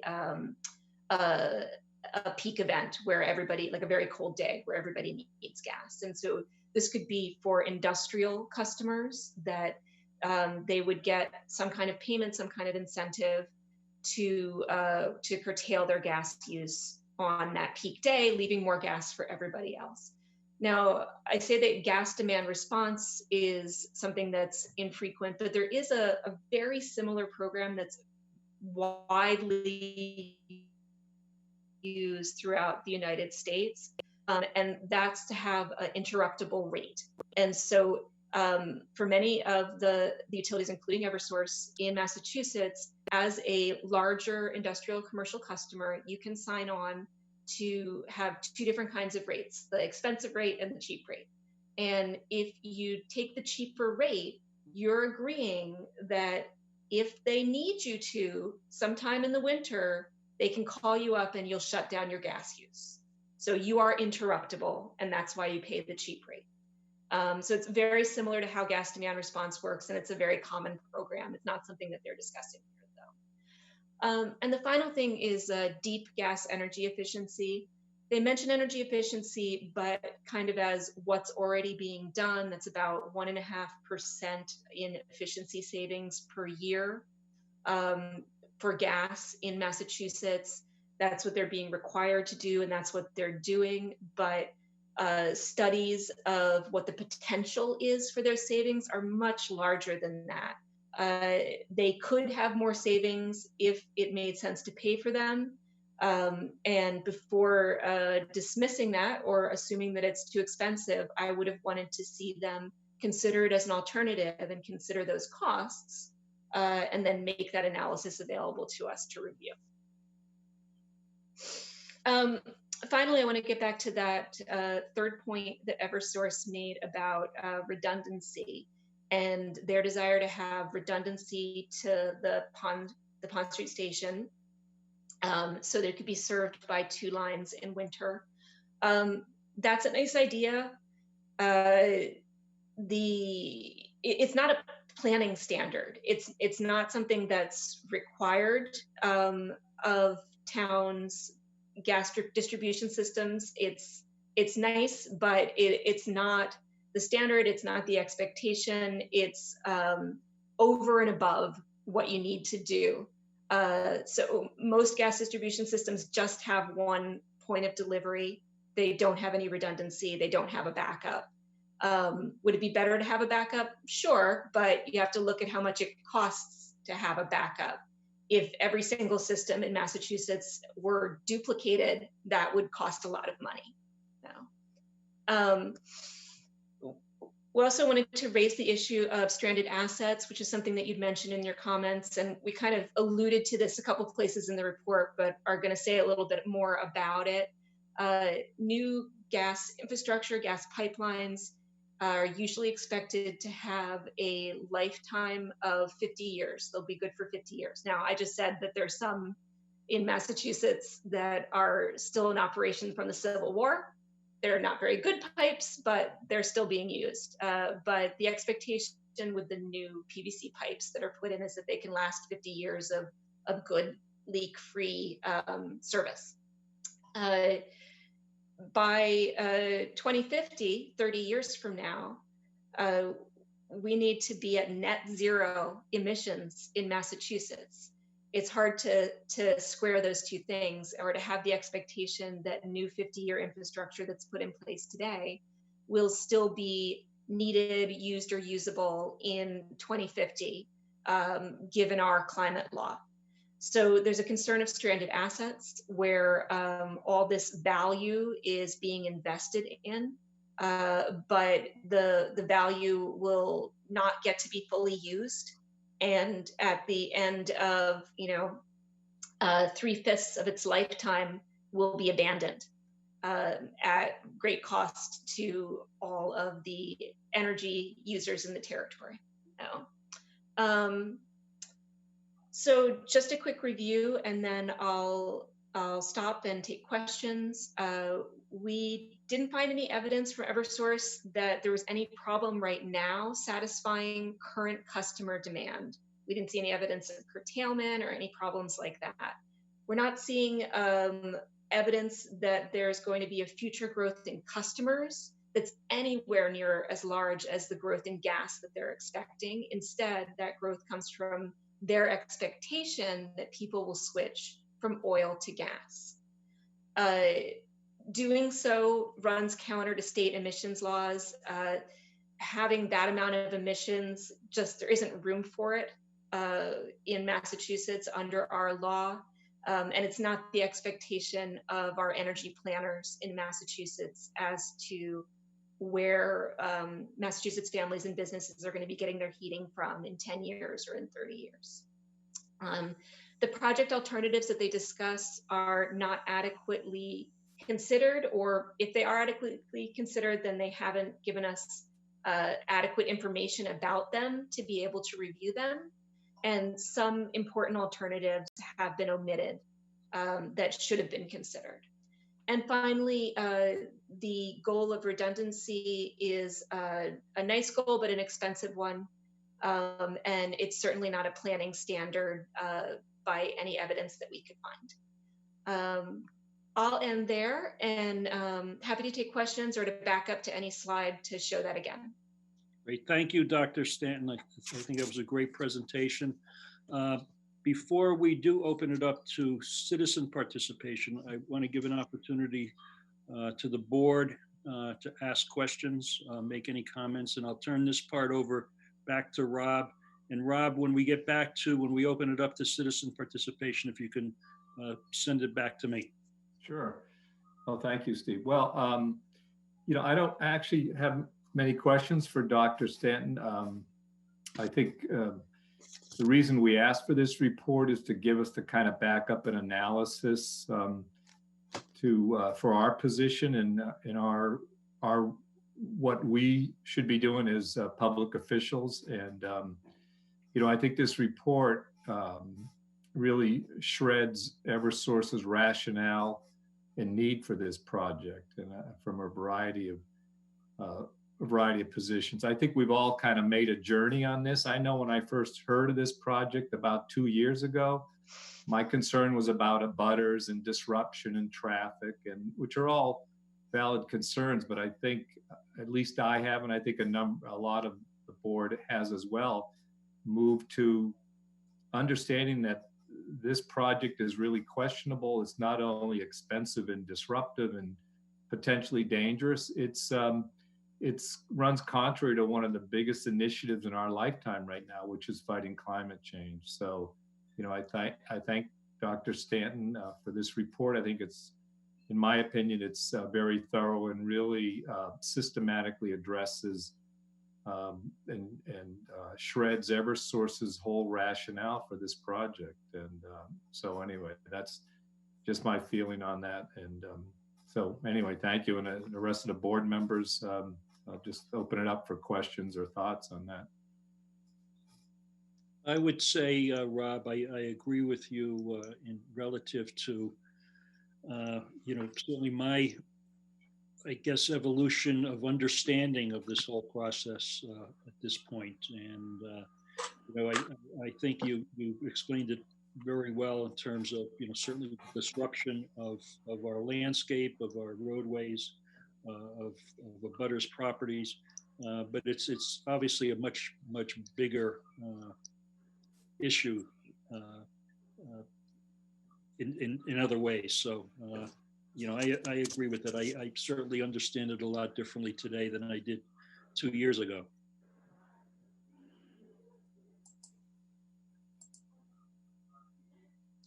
I have a couple comments and questions. First of all, Dr. Stanton, thank you so much for the presentation. I think that was great. The first draft that you had sent us was good, and I look forward to the final draft as well. A couple of questions. I know that you were looking at the projections from Framingham, and I just wanted to see. I had looked through some of the sources, and I was having some issues trying to locate some of the data that was in the sourced document about specifically about Framingham. I wanted to just you know, Framingham is seeing a lot of growth. You know, we've all seen a lot of the apartments that have gone up in downtown Framingham, and I just wanted to check to see whether or not those are included in your projections for growth for Framingham. Yeah, for sure. They are. And the Framingham that we're mentioning is usually the greater Framingham area. And Ashland is considered to be part of that. But it's that kind of area surrounding Framingham. But yes, both the UMass study and the other study that we showed are considering that kind of development. Okay, great, thank you. And then I had another question. One of the things that you had said was that a third of households are basically projected to move to heat pumps by 2030, which is 10 years from now. And I'm curious, just because I don't know a ton about them, whether you see that as individual households that are switching from gas to heat pumps, or if that's something that is going to be driven by the utility companies. I'm just trying to think of, like, as a household, what incentives there are to switch at this point, and sort of what's driving that 1/3 number. Yeah, I've got two different answers for that. In terms of who's adopting house pumps right now, there are incentives, both from the Mass Save folks that do energy efficiency measures, and also from another government agency, and I could get that information for all of you. And the incentive amount, the dollar amount that you can get, is different based on whether or not you currently have oil or you currently have gas. And it's a lot higher if you currently have oil, and the economics of switching to heat pump right now are a slam dunk if you have oil and your oil is aged out and it's time to move on to a new system. We've done a report on that for Massachusetts that I could send along that's making those comparisons. The incentives are higher also for the oil, for if you have oil currently and you want to switch, and it looks real good over a lifetime cost to switch over to heat pumps. And we include in that the expense of cooling. So both kind of your heating and cooling, if you're doing everything together there. For gas, it's more sort of at a balance point, because the incentives are smaller that they're offering if you currently have a gas system. If the incentives were a little bit higher, then it would make sense too. So in terms of what is the state doing to get us to 30%, not enough yet.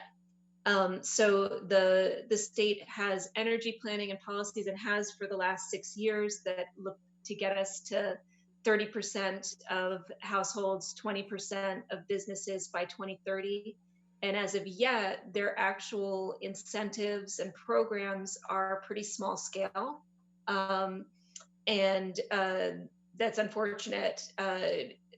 It's also something that I think is going to be addressed much more so over the next year. In terms of climate planning in Massachusetts, the past decade has been much more so about greening our electric sector. And the next decade's going to be about heating and transportation. And the state needs to issue its plans for the next 10 years by the end of 2020. And there's no way for them to get to the level of emissions reductions they need to be at in 2030 without really investing in the heat pumps and also in transportation emissions reductions. You just can't get it all from electricity to get that far. We've done really good work in electricity, but you can't get all of your emissions reductions there. And now going out to 2030 is when they need to dig deeper and work on these other sectors. Okay, thank you so much. I appreciate your presentation tonight. It was good. Thank you. Thanks. I just wanted to also invite Mike Herbert to comment as well. He had Michael had some questions, I think, that were provided to Dr. Stanton as well. So Michael, any comments or questions you have? Just first of all, thank you, Dr. Stanton, for your report and the work you've put into this. I think, again, the questions that I had were related more to what has Eversource done in other filings with the EFSB, or maybe even in other states around New England. The first one was that whole idea of a redundancy network.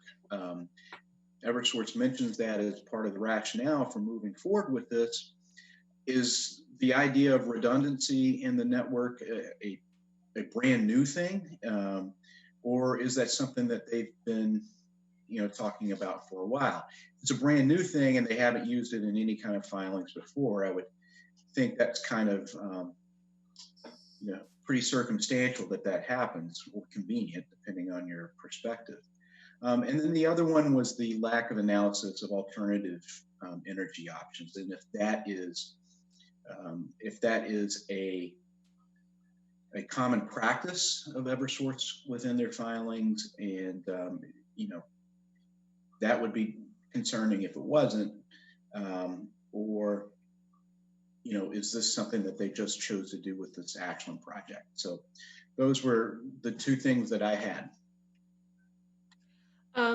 Yeah, thanks for those questions. For the redundancy, it's always hard to prove a negative. We looked at a lot of different filings from Eversource, and we didn't find them using this argument elsewhere. Could they have used it someplace and we missed it? Sure. But we looked and we didn't find it. Okay. In terms of the alternatives, I would say that Eversource's examination of alternatives is pretty par for the course of what I see, not just from other Eversource cases, but I do this kind of utility work in a variety of different states around the country. This is pretty much what you get. It's kind of a not very thorough, yeah, we looked at the alternatives, but only the ones that we like, or trust us, we know what the result is. Nothing in this alternative analysis surprised me, or I didn't find it to be any worse than other ones I've seen. I've seen some good ones, and those are the ones that stand out. And I think there are examples of really good ones, but usually it's a requirement in these state processes to look at alternatives, and what passes for looking at the alternatives is usually pretty weak. Okay, so it's a systemic problem. It's not just an Eversource type of. Yeah, I agree with that. Mm-hmm. All right, thank you. Yolanda or Joe, any questions, comments for Dr. Stanton? I'll let Yolanda speak first.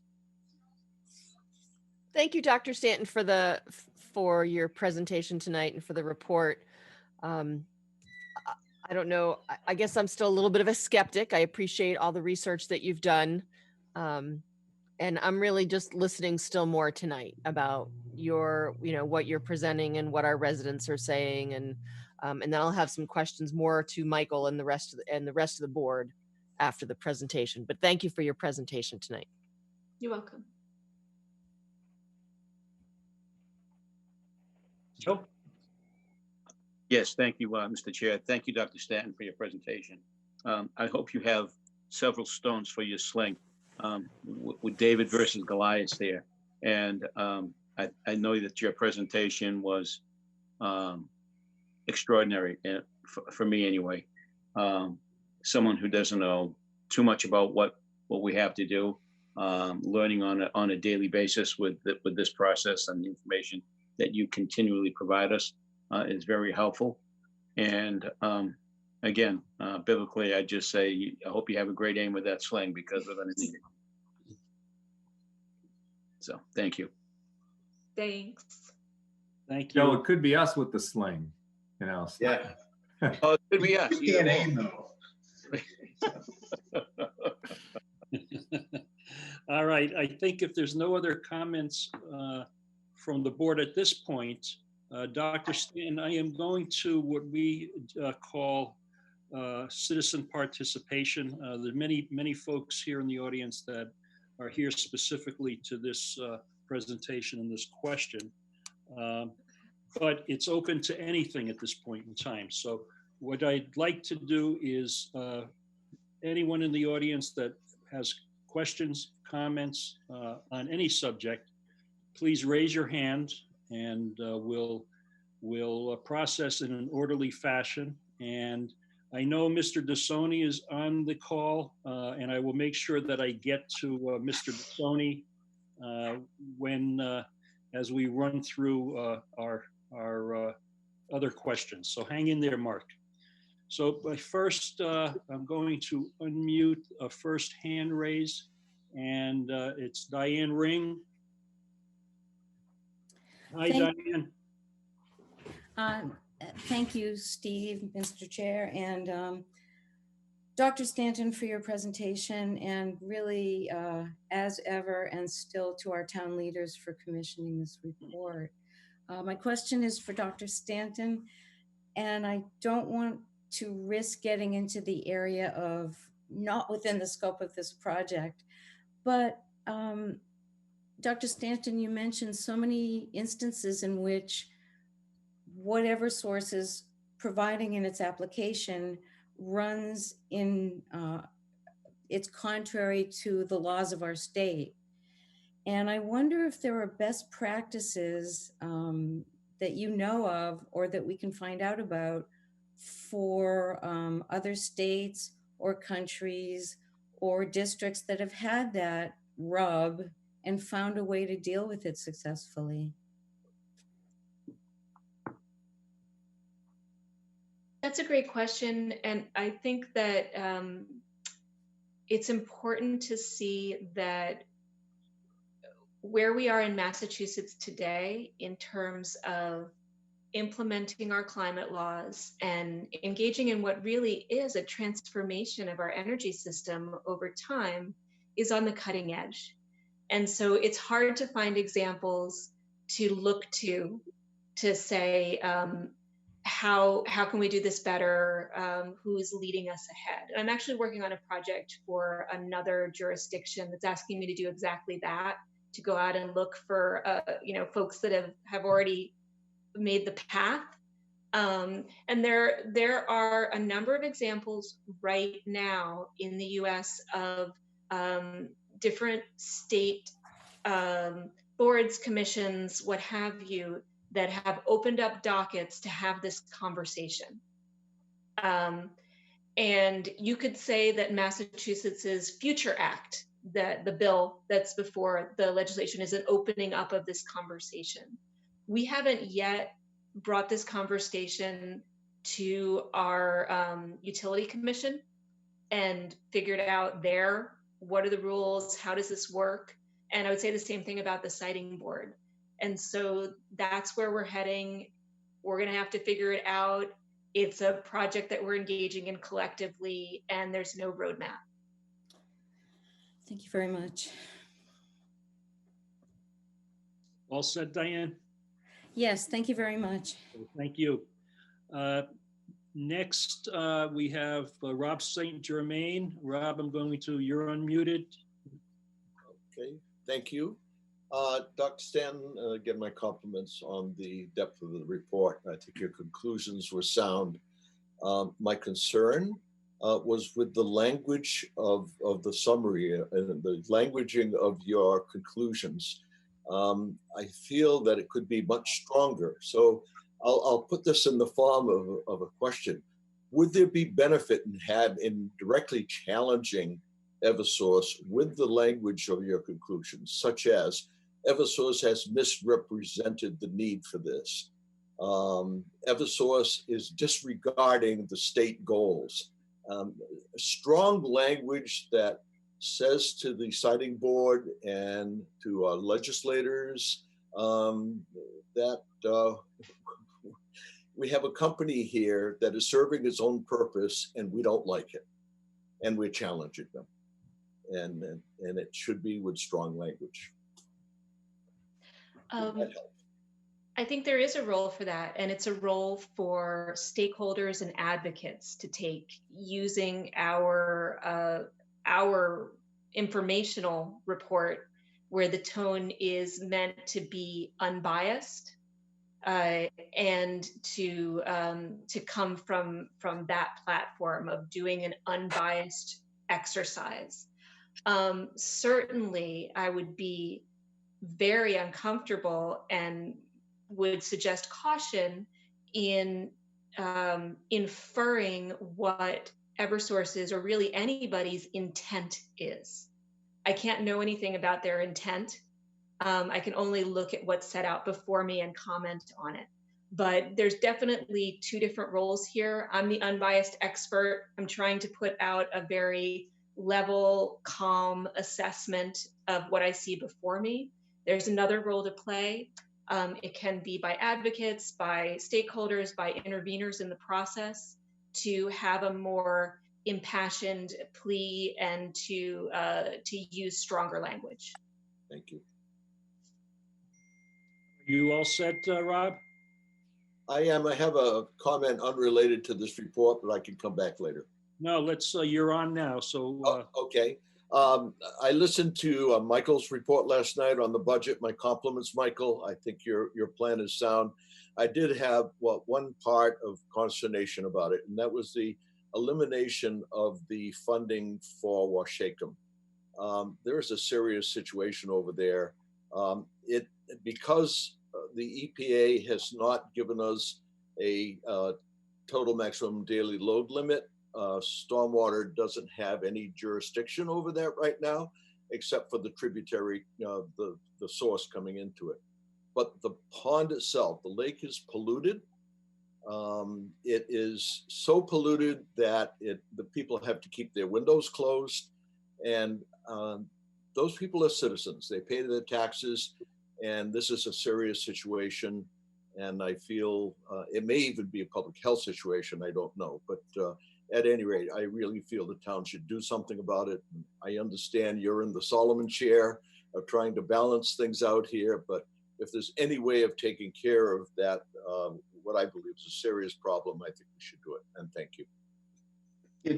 Could I answer that, Steve? Absolutely. Yeah, so thanks, Rob. I appreciate that. And I think, that lack of funding shouldn't be perceived as minimizing in any way kind of the problem that's happening there. As you know, Washacom, there are a couple of issues that make it a little bit more complicated than your average pond, right? So one of them is the discovery of, I guess, a very rare type of sedge plant that impacts the ability to treat. But the other thing, I think that's something that you can work around. But the other thing is that, as I'm going through this budget, I'm looking at things that, well, we don't necessarily have to fund through the general fund. We could potentially get grants, and there's, other opportunities for funding outside of the general fund that we could utilize for a specific line item. And that, I think Washacom clearly falls into that realm. I think we owe it to the taxpayer to work as hard as we can to get grants, especially ones that are very attainable and very reachable. I guess I should rephrase it and say just because there was no general fund funding for Lake Washacom, it doesn't mean I have no intentions of it dropping off. I fully intend to get it done in some way, shape, or form. Thank you.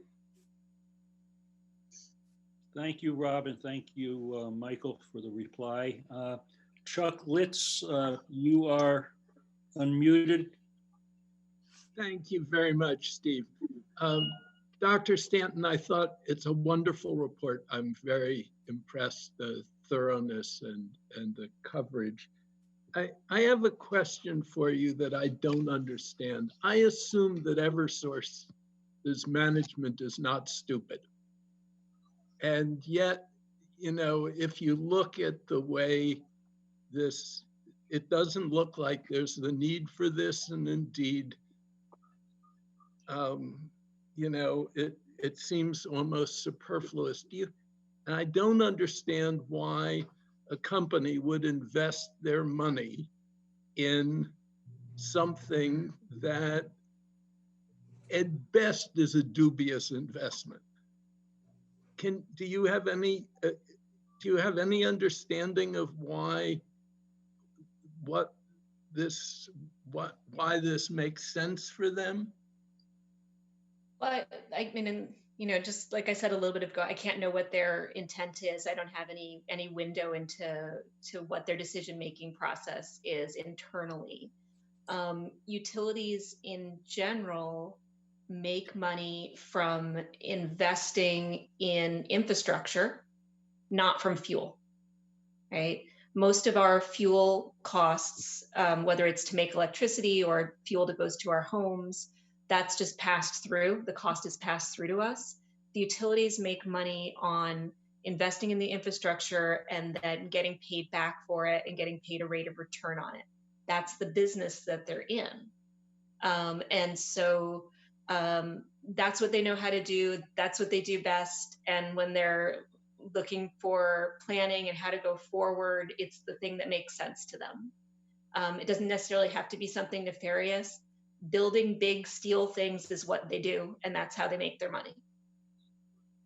Thank you. Thank you, Chuck. Matt Marshquist, I've unmuted you. Hi, thanks, Steve. And thanks, Dr. Stanton, for this report. I just wanted to thank the board for pursuing this. I think it's been very helpful to go through this exercise.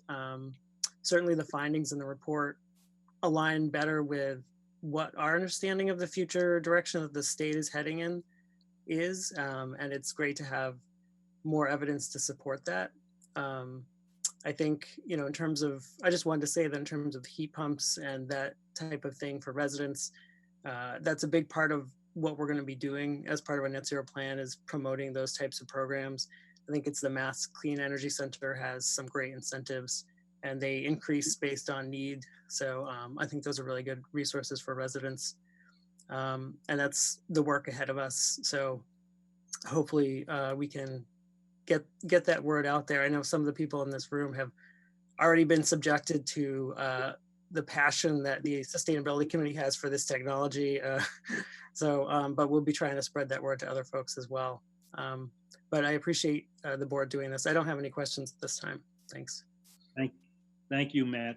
I am going to, I believe that Mr. DeSoni is on a telephone, so I am going to unmute a telephone number here, and hopefully it's Mark. Mark DeSoni, is that you? That's me. Can you hear me? We can hear you. Yay. Okay. First of all, I'm grateful with that report.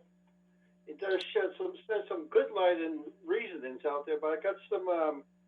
I took notes as I was watching the presentation, and I wanted to say I got about 5 quick questions from it. I've broken it down. My first one says, does that report have any issues in how to make Framingham pay for property damage they're going to be going to do through Ashland? That's one question. Should I ask them all, or should I just wait for the answers? I think if you've got 5, you got to let me do them one at a time. I'm not going to remember all 5. Okay, thank you. Do it. Okay. Do it. Do it.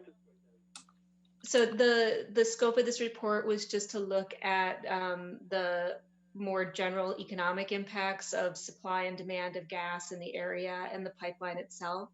We did not investigate the impacts of building the new pipeline and any kind of local environmental damage, traffic, other kinds of issues around that. That's not something that we investigated for this report. Okay, thank you. I can understand that part. And isn't it the same thing saying the mission growth?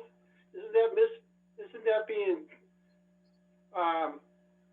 undersized by the citizens' costs to whatever they have at source? Can you say that again? Missing growth. It's part of one of the slides you had, one of the graphs. But with growth, citizens still got to pay Eversource bills for what they are using their gas lines for. So what growth will the citizens have, and what's their cost down the road?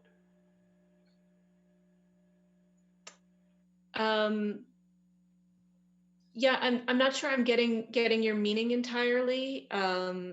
Yes, that as they're expecting that folks will switch from oil to gas, and that will mean new gas customers who will have to pay for their gas. But the infrastructure, the pipeline, is something that expense is shared among all the customers, both old and new. I think if I understand Mark's question, I think, ultimately, the way I understood it was who's paying for all this? And it's clearly the ratepayers ultimately pay for all this. Yes. Thank you. That answers that one. And the it's going through Ashland. Ashland's pipeline. There's no gas going to be using Ashland in the town borders. It's just going to be going straight through the Framingham. So what would the Ashland ratepayers have to say about? It's not going to affect them. It's just for Framingham. Yeah, I have to say that Eversource makes that unclear in its application, and that was something we were trying to figure out too. And from the materials in the application, it wasn't entirely clear. And I'm agreeing with all your alternative in the if Eversource can't fill in the alternates, can't this delay or stop the project until their alternates can be changed over to what is going straight forward to everybody's eyes?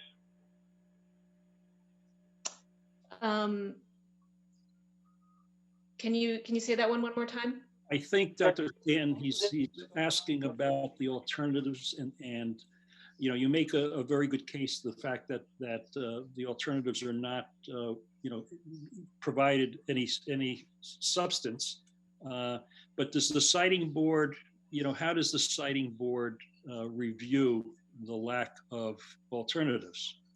I mean, it appears that I think you mentioned that that this is a part of an ongoing long-term process, and the lack of substantial alternative analysis is pretty much part of the deal. Yeah, it's true, and something that I hope to see change, and I like to see these public processes be as thorough and complete as possible, so that the decisions that are come to are the best possible decisions. And looking at alternatives is something that often gets kind of skimped on. And it's a really important part of the process, so that how, it's one thing for the application to tell you this is how much this is going to cost, but you want to know that in comparison to what if you did it a different way. And unless there is a complete set of alternatives that's given, you're not really getting that comparison. And if something important is left off the list, then you don't have that full information to make good decisions with. Great. Thank you. Mark, did I cover that for you? Yeah, you both did at the same time. And I have the one last one, then I got another subject that's going to be quicker. The last thing I agree. Excuse me a second, Mark. I'm gonna have to ask you to really speed it up. We've got a long agenda, and we've got other people that want to talk. So. Okay, then the other subject I won't do. I'll finish on the subject now. I'm agreeing 110% and with both hands up and stamping my feet in joy agreeing with the incorrect solutions and the unproven needs. That's got to be set to the fire and set in stone. Thank you. Done. Thank you, Mark. Thanks. What I'd like to propose at this point, just so that we don't keep Dr. Stanton on a Zoom meeting longer than she needs to be, I see there's one hand, there's Diane Ring looks like she wants to ask another question or comment. Is there anyone else present that wants to ask or comment specifically about Dr. Stanton at this point in time? Please raise your hand. I'm going to unmute Diane at this time. Thank you very much. My first question was for Dr. Stanton, and the second one is to you, Steve, or anyone on the board, if you can share how this report might be used. Thank you. Okay, good question, because I think many of us have that same question at this point as well. How will this be used? And I'll let Rob answer this. And he and I've talked about this. What point? I don't believe that we can introduce it at this point as evidence to the siting board. But are there other creative ways that we can utilize this report and get it into the into our argument? Right. Rob? And actually, Steve, I was going to cheat a little bit and ask Dr. Stanton if she had any ideas about the best way to use her report, and actually specifically if there's any way of getting it to the EFSB with any constructive possibility at this point, or just any other ideas.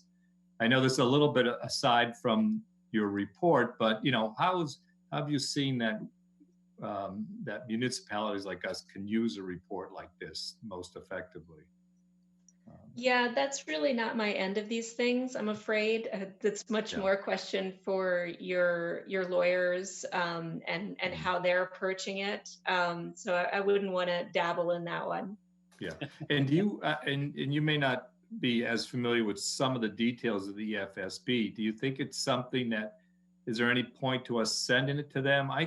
My feeling about them is that they're kind of flailing around a little bit and maybe looking for a little bit more guidance than they've gotten in the past. And maybe that's a possibility, but that's just my feeling about it. But yeah, I don't know about the deadlines in this docket and whether or not they're able to look at new information anymore. They also have some restrictions on them and what they can do. So again, that's really a question that your lawyers should be able to say exactly what they can look at, what the board can look at. Fair enough. Would you like me to answer that? Michael? Would you like me to answer that? Sure. Yes. Yeah. So, so I'm pretty sure that we could send it now to the EFSB, and they would probably put it in as part of the documentation of the docket.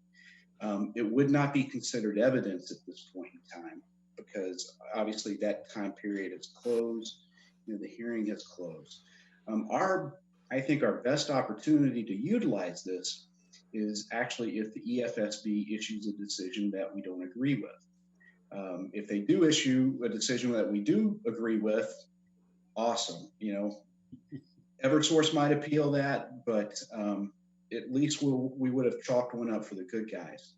But upon appeal, we should be able to introduce this report as evidence of our appeal. It depends on what kind of direction we go in, whether it's, we have concerns with the process, or we have concerns with just how the siting board went about logically making their decision.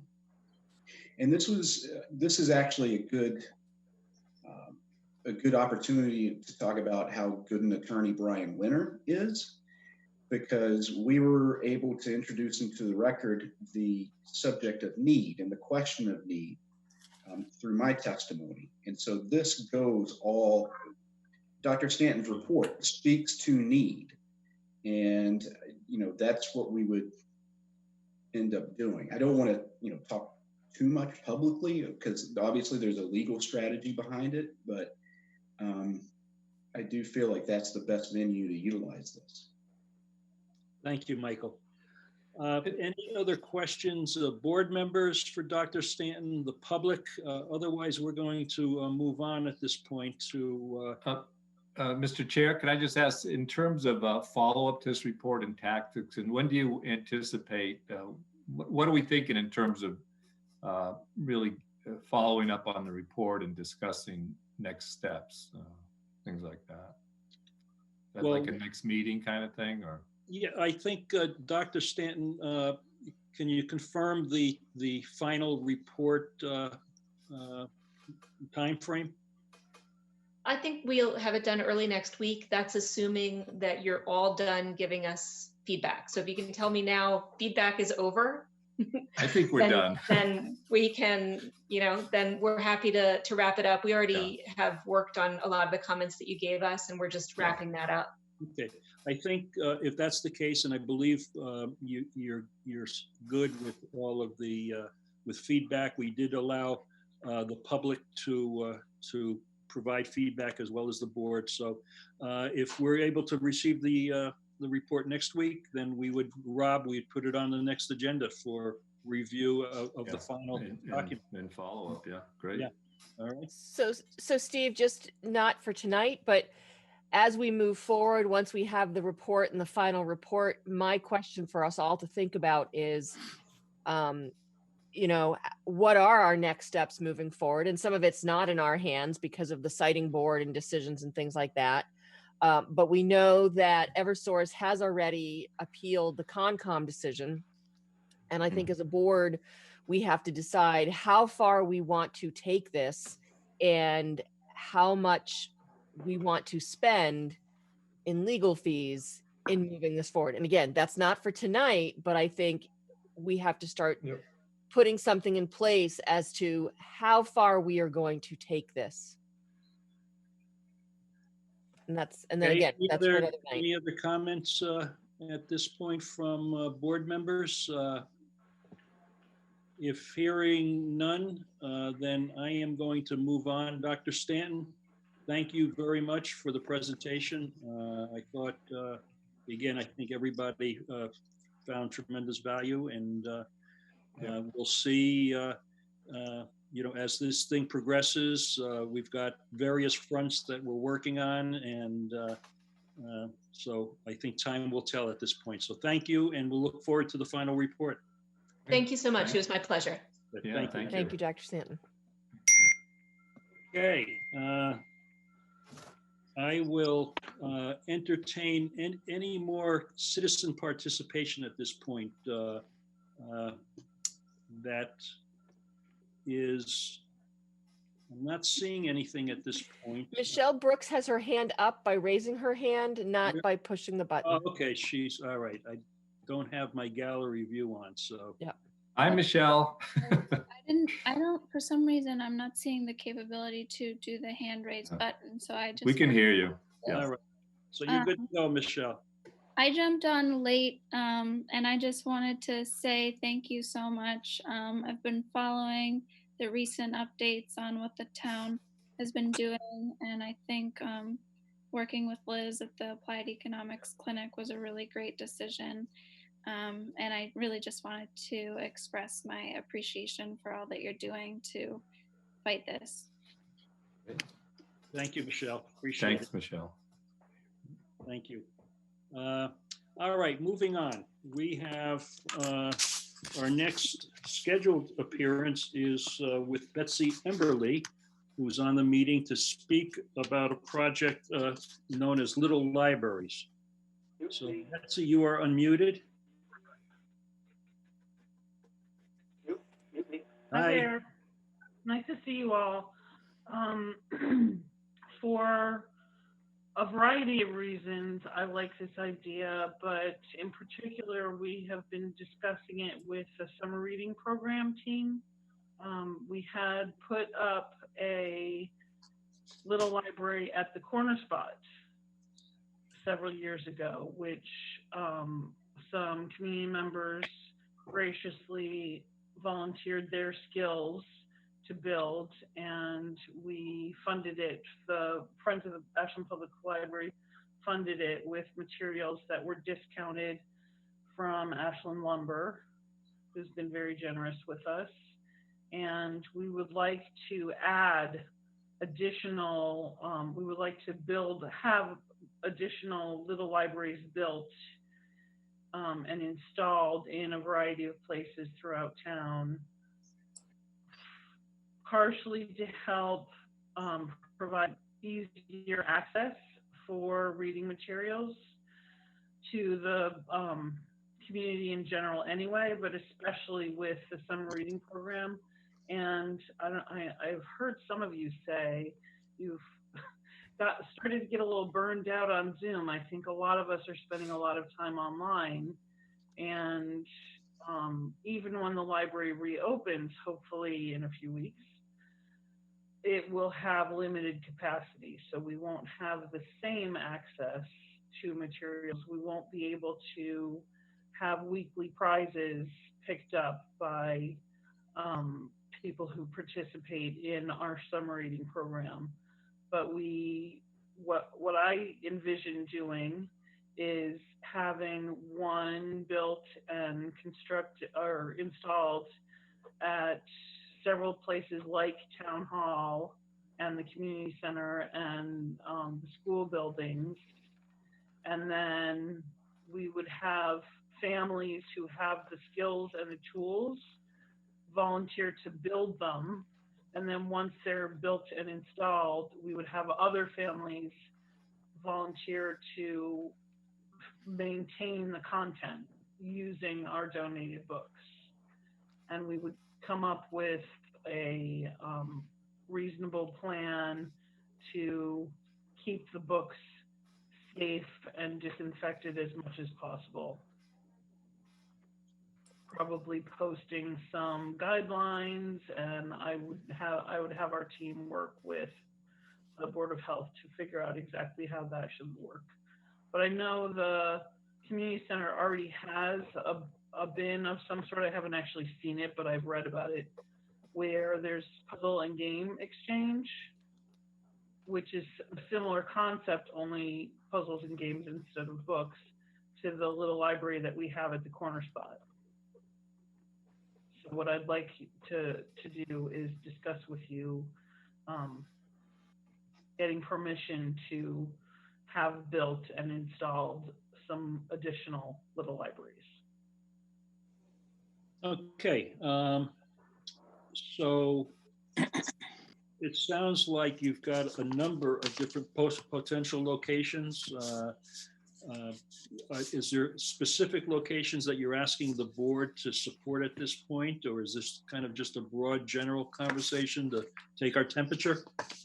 I would love to get specific locations approved. In my dream world, we would get a little library installed at definitely the community center, Town Hall, which even though it's close to the corner spot location, I think a different demographic would be served, and possibly even the library itself, because there are many hours where the library is not open.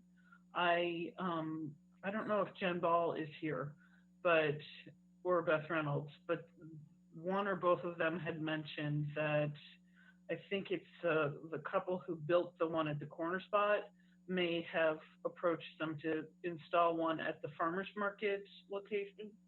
Excuse me, the farmer's market location. That's correct. And what'd you say? That's correct. I think that, I don't know if it's the same couple, but somebody did speak to Beth Reynolds about the possibility of installing something similar to 125 Front Street.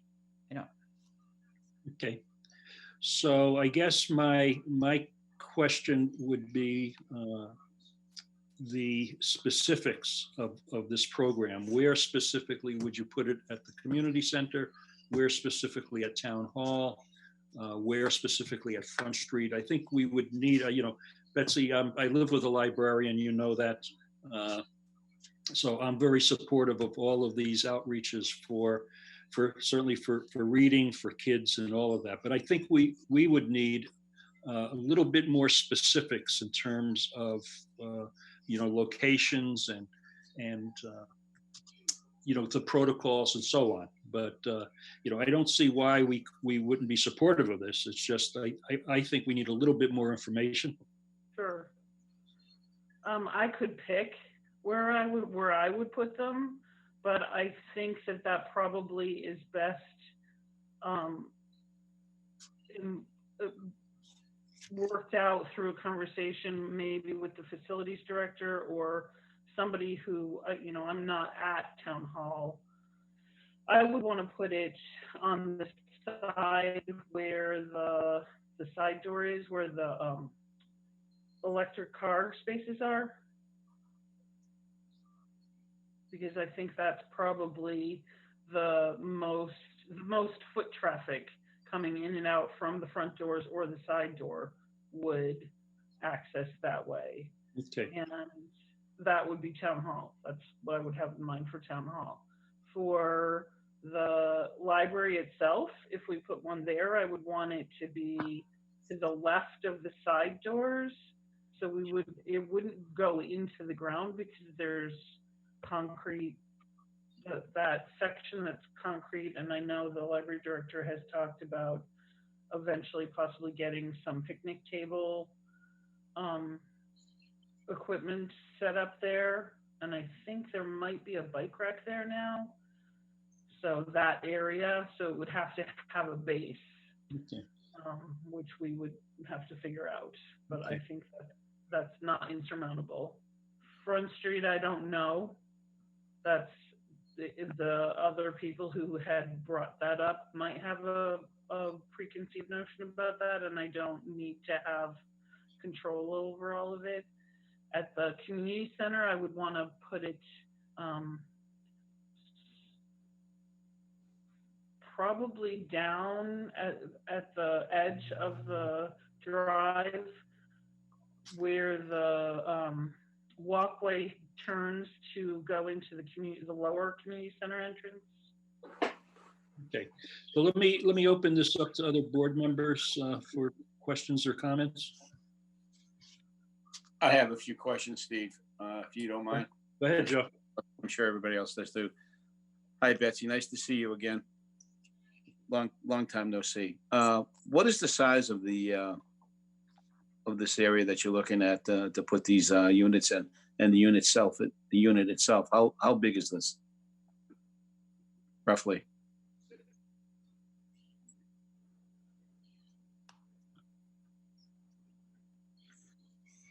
Sorry, my reading froze. Can you repeat that, Joe? Oh, sure. The size of the unit. How big are they? The space that's going to be needed.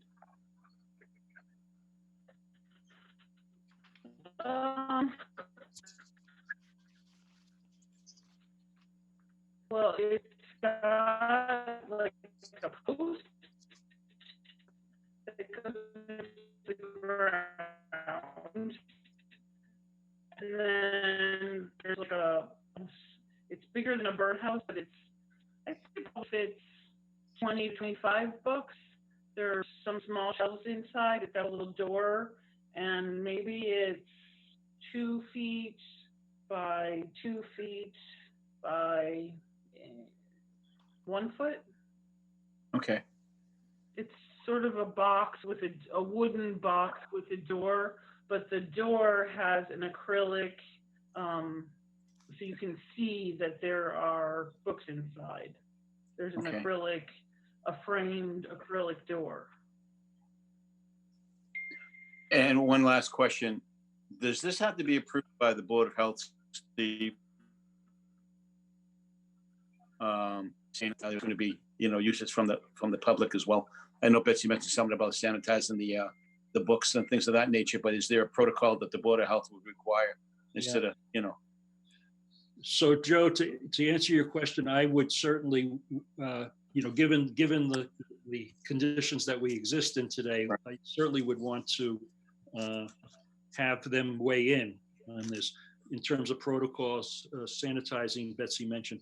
But I think at this point, rather than kind of just talking in generalities here, I think we need to, we should ask Betsy to come back with a plan, showing what these units would look like, the size, where specific locations would be.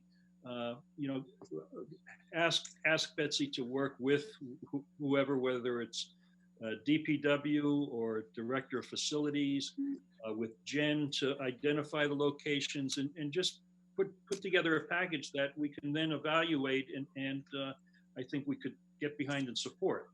Does that make sense to folks? Absolutely. Yeah. Makes sense to me. And I think the sense, I think from the board is that we'd be supportive and, we just need a plan, right? So. Yeah. Does that work for you, Betsy? That definitely works for me. Okay, very good. In the So, meantime, if you're curious and you drive by to see all of the smiling faces of the seniors on their signs that were installed today, if you look behind my child's sign, he is pretty much right in front of the little library at the corner spot. that's awesome. We are actually later on in the evening going to tape a video greetings to the class of 2020. So it's the downtown looks awesome. Congratulations on your graduate. And so if you can get back to us at some point, we'll put you on a future agenda and we can work on this. And Betsy, Okay. just I know it's outside of our purview, but you had mentioned that you were thinking about having these at the schools as well. And I think that's a great idea, especially, given that a lot of the town properties kind of focused in sort of downtown Ashland and then obviously the community center. But if we had something over at the Warren School, for instance, that would make sense for people that are on sort of that end of town to make sure that they have access to them too. So I think it's a great idea. wish that Cedar Street was more pedestrian friendly because I would ask to put one at the fire station over there. But we have approached the school administration about it, and actually we're told today that if the select board approves it for some of the town properties, they would be open to approving it for the school properties as well. So. Well, we're going to we'll make it smooth for you once we get a plan in front of us. Okay. I can have a plan ready for you tomorrow, but whenever it's convenient for your next. Well, it'll be, our next meeting isn't until the beginning of June. So whenever you get it back. Yes, and I know that there's a lot of financial budget issues to work through, so we'll be patient, but I am eager to get books in the hands of our community a little more easily. I know what you're passionate about, so I appreciate that very much. So thank you. We'll see you. Good to see you, and we'll see you again soon. Good to see you too. Thank you. Thanks. Bye, Bets. Thank you. Thanks, Betsy. Thank you, Betsy. Okay, so next item on our agenda, moving forward, we're a vote to close and post the annual town meeting warrant for June the 16th. Michael? Yes, so as the board knows, because the board voted this, we moved town meeting to Tuesday, June 16th. Very slim warrant this time around because we really didn't want to have a lot of, I don't want to say controversial items, but big items up for debate when we're in a public health emergency. So I'm going to turn it over to Jen. She's going to go through the 5 items that we have. And if you have any questions, obviously we'll be able to answer them. Hopefully we'll be able to answer them. Okay, so as Michael said, we are having a pretty succinct warrant this time. There's only 5 warrant articles being presented, all of which you sort of allow us to operate through into next year. So the warrant that I sent you earlier actually had the first article being the FY21 budget. When I start to think about how we would write the motions, we'd probably present the second article that you're looking at, which is transfer from their general stabilization fund first, because in order to have a balanced budget, you would have to vote on moving the money from the general stabilization fund into the general fund. So hopefully Adam will allow Michael and Brittany to do a presentation on the overall budget, including the plan to move money from the general stabilization fund into our general fund to sort of meet the gap that we have because of COVID-19. So we'll start with that transfer from the general stabilization fund to the general fund, and then move into our FY21 budget, which you received a presentation on Monday. So I won't go over that in detail. And then typically for our annual town meeting, we have a transfer to the OPEB trust. And so this year we will be transferring $173,245 into the OPEB trust. And so that is a relatively standard article that we started to do, I think, 3 or 4 years ago. And then Article 4 is our annual consent article. And that really allows us, it gives us authorization to accept and use grant funds, enter into road contracts and other contracts that are in excess of 3 years, as well as continue to enter into lease purchase agreements. And then it also sets the cap for all of our revolving funds. The revolving fund caps are actually in the motions, and so they'll be laid out, and we'll present those to the Finance Committee when they provide their recommendations. Most of them are staying the same. I think there may be an increase in the ambulance revolving fund, as well as the tobacco and food revolving fund, so that they can actually do more inspections over the next year. And it also allows us to grant easements for utilities. So that's our consent article. And then the last article is the annual consent article for the Community Preservation Act. And that really gives us the authority to pay down previous bonds that we have, which include the Oak Street project, as well as the athletic fields at the high school and Warren Woods. And so we're starting to pay that down. It has all the payments. There's a slight change in the one that we will post. So we were just triple checking the numbers today, and there was a slight change on the Warren Woods payments. So the historic reserve should be $51,800, and open space reserve should be $43,706. And the undesignated reserve should be $66,369. And that will be posted correctly. That way, when we have the motion, we can just move to accept that. And so that will really be our entire warrant for the annual town meeting this year. Any questions for Jen? I have 2 questions. The first is in regards to the transfer from the general stabilization fund. Are we actually saying an amount, or are we just saying allowing it to transfer in? So we usually put the amount into the recommendation. Okay. Just wanted to make sure. And then in regards to actually doing town meeting, will we look for CPC to do a presentation? I know it's a consent agenda on, what they've been doing with the funds, or will we just be straight look at the consent agenda for CPC funds and that's it? Yeah, I think Adam's inclined to have no presentations through this. Okay.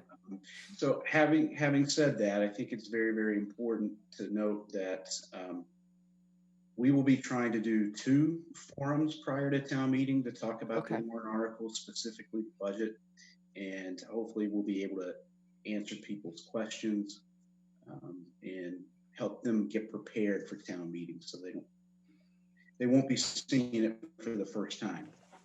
Right now, and once we vote this tonight, it can get out so people can start looking at it now, almost a month, 3-4 weeks before town meeting.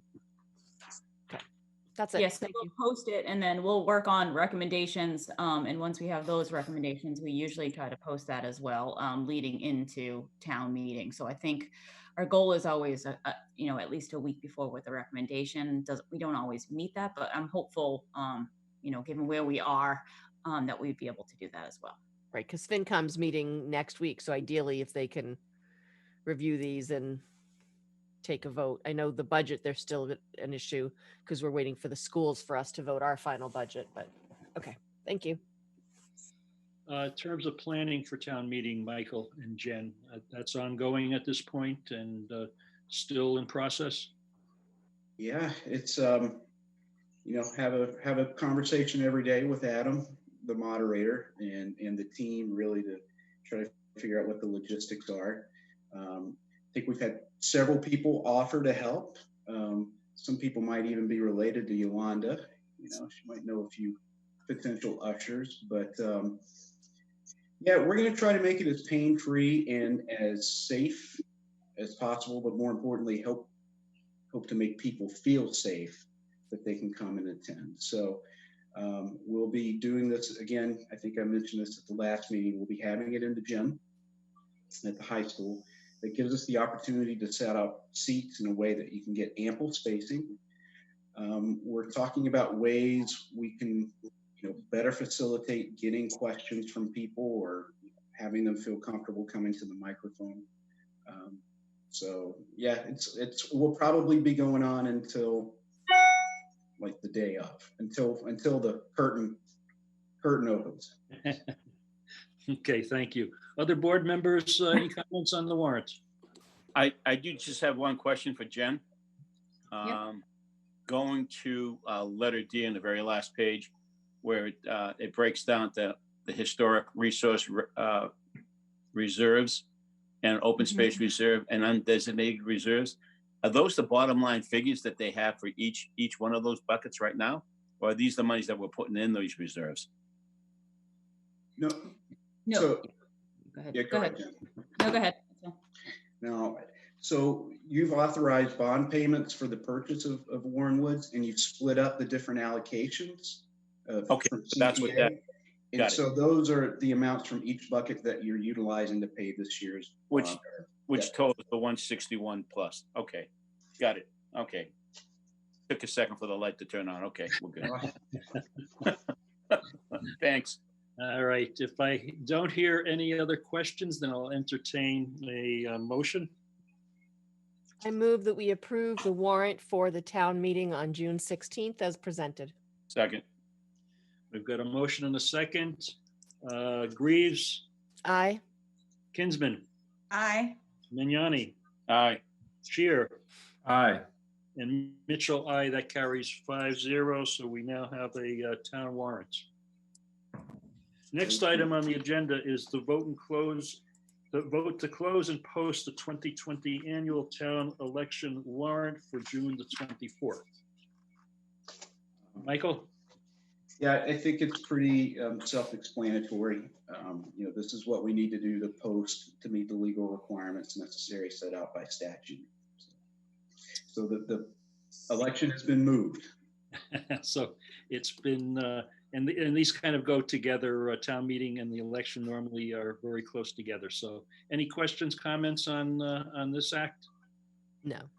My only comment is I think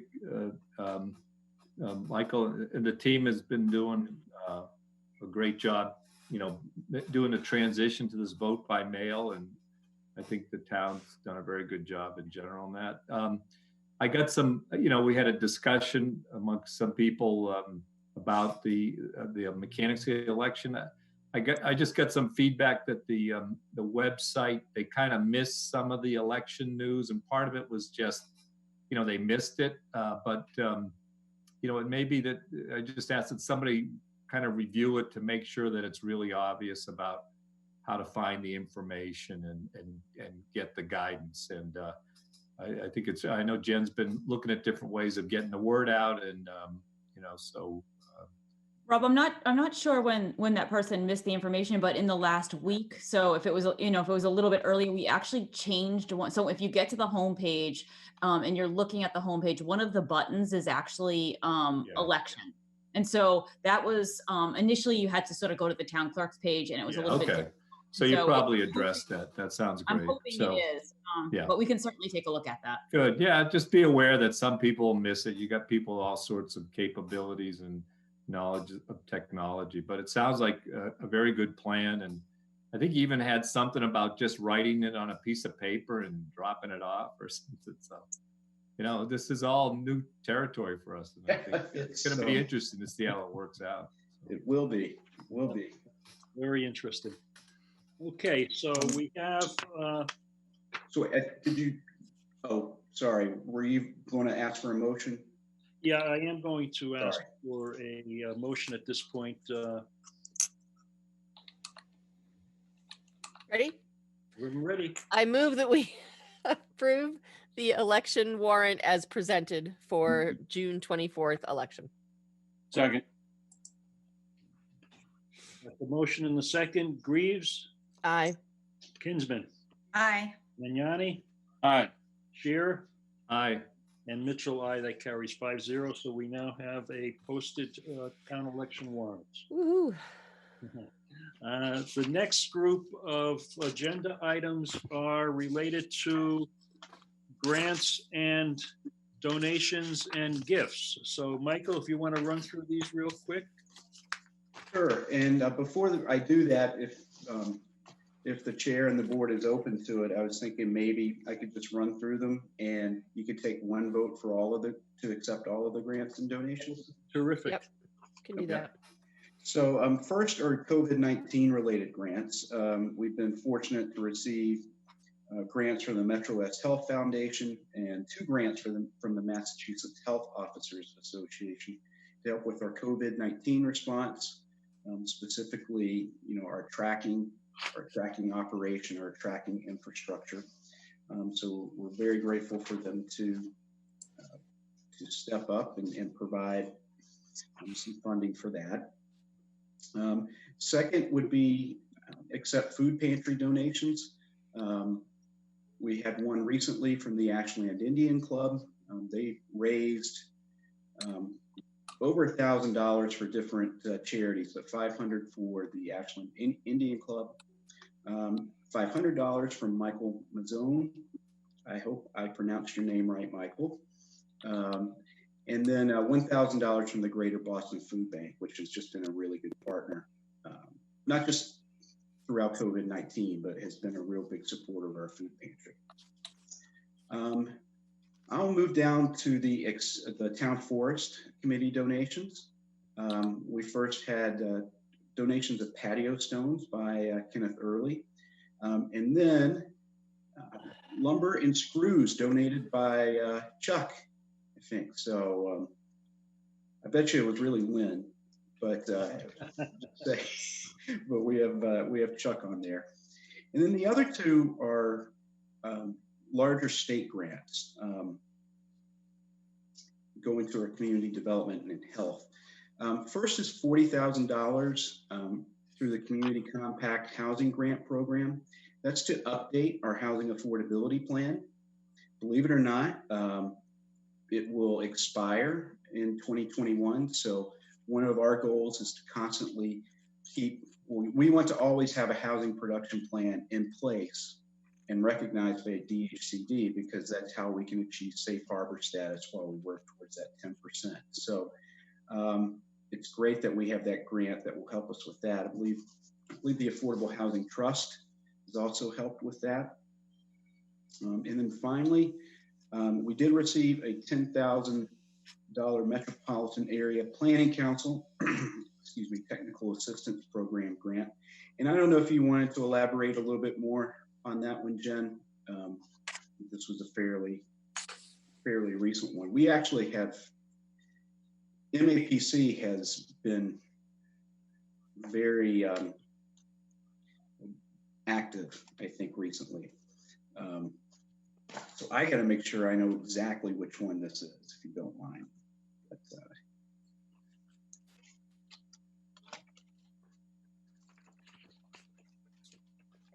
Jen? Is this the technical assistance grant for, say it again? Sorry, they're like frozen. Of course. Isn't this the one for the planning? The Technical Assistance Program grant. So Yeah, so I think this is the grant that Peter and Emma have worked on in terms of the providing technical assistance that will assist with downtown zoning, I believe, as well as the housing production plan. With inclusionary zoning, right? Isn't that the one? Yeah. Yeah. Yes. Yes. So thank you, Yolanda. You're welcome. So inclusionary zoning is an opportunity for us to codify in our zoning, a way to keep adding affordable units into our inventory as the, developments happen and continue to happen. So, it takes a lot of work and therefore a lot of money to try to put a good, solid plan together or a zoning plan together. So MAPC has donated and helped us with that. Okay, very good. So we have a synopsis, and I'll entertain a motion to accept these grants, donations, and gifts. I move that we accept the following grants: the COVID-19 grants, the food pantry donations, the community development and health donation grants, and the town forest community donations. Second. Thanks to all who presented them. Motion and a second. Greaves. Aye. Kinsman. Aye. Magnani. Aye. Shearer. Shearer. You're muted. You're Muted. Aye. Hey, I'm not slow. I just have audio problems. It's the internet. I'm done. All right, Mitchell, aye. That carries 5-0. And thank you to all of the gifts and donations and grants. Thank you to staff for applying for grants, putting in that effort, and thank you, Chuck and Lynn, for your donation. Moving on, request to waive the annual license fee of $50 for WACA-TV. And this is part of every year we do our license renewals regarding all of the alcohol licenses, the Class 2 licenses, entertainment, so on and so forth. And WACA pays a $50 fee for being a common victualler. And they really don't do any food service. This is what, if they do anything related to food, it's relative to shows that they might broadcast. So we're being asked to waive that $50 fee, and I'll entertain any comments and/or a motion at this point.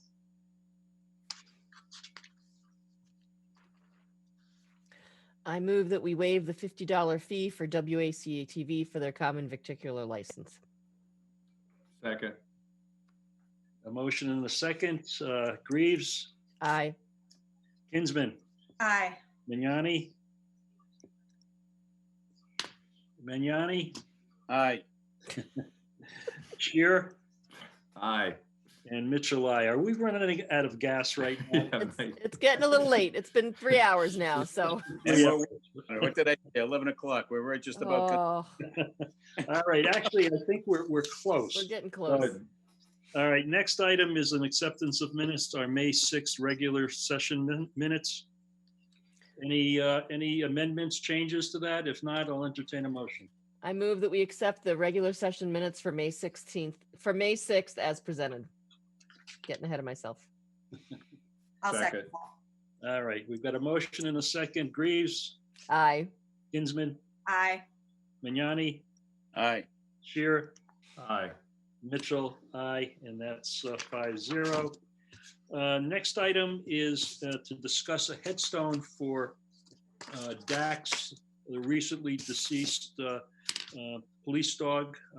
We had if you don't, I'm sure we all recall the retirement ceremony that we participated in. So Michael, if you want to give us a little. Yeah.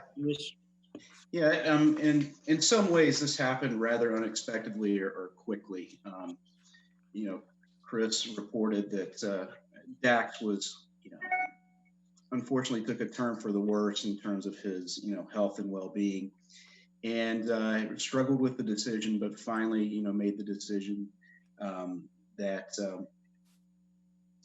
that Dak should be euthanized. So I want to acknowledge Chris and, you know, the work he's done with that dog. And, you know, he didn't just lose a pet. I think we all know he lost a partner. So really emotional for everybody.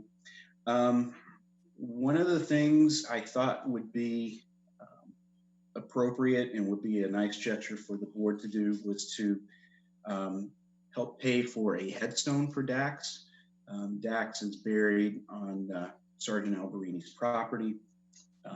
It would be great to have just like a small flat headstone that they could have there to just remember him and you know, serve as a memorial to all the good work that Dax did over his long career.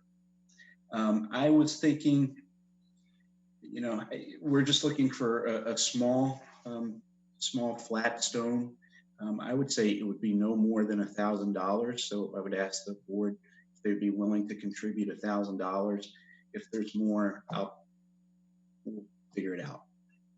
So, but hopefully the board would be amenable to that. Any questions or comments regarding this request? I don't see it to be, well, to me, it's I take it personal because Dak worked under me for my last couple of years being on the department as a sergeant. So I think it's very appropriate and very fitting to do so. I mean, I would entertain up to 1,500 if we had to, you know. And do we know where we're going to get it? Because there's several groups in this area that could do something. And I was wondering, maybe there's a place in Holliston, there's a place in Milford. Maybe get a couple of bids to see, or a couple of prices to see which would be appropriate in that amount, in that range, in that range. Yeah, I do know that Holliston is the go-to for, you know, stones to serve as memorial stones, you know, headstones, etc. My hope is that, you know, once Chris decides exactly where he wants to go get it, I just want to set it up to where, you know, I will call them ahead of time and just say, send the bill to us, so Chris doesn't have to worry about that while he's there. He can concentrate on just picking the right one out.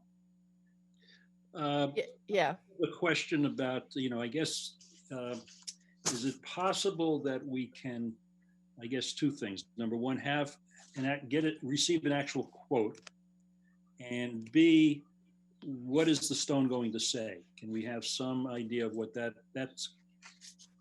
what the inscription will be? You know, I haven't really talked to Sergeant Alberini about that. You know, I certainly would think it would be nothing elaborate, but it would be tasteful. I could certainly get a quote too, but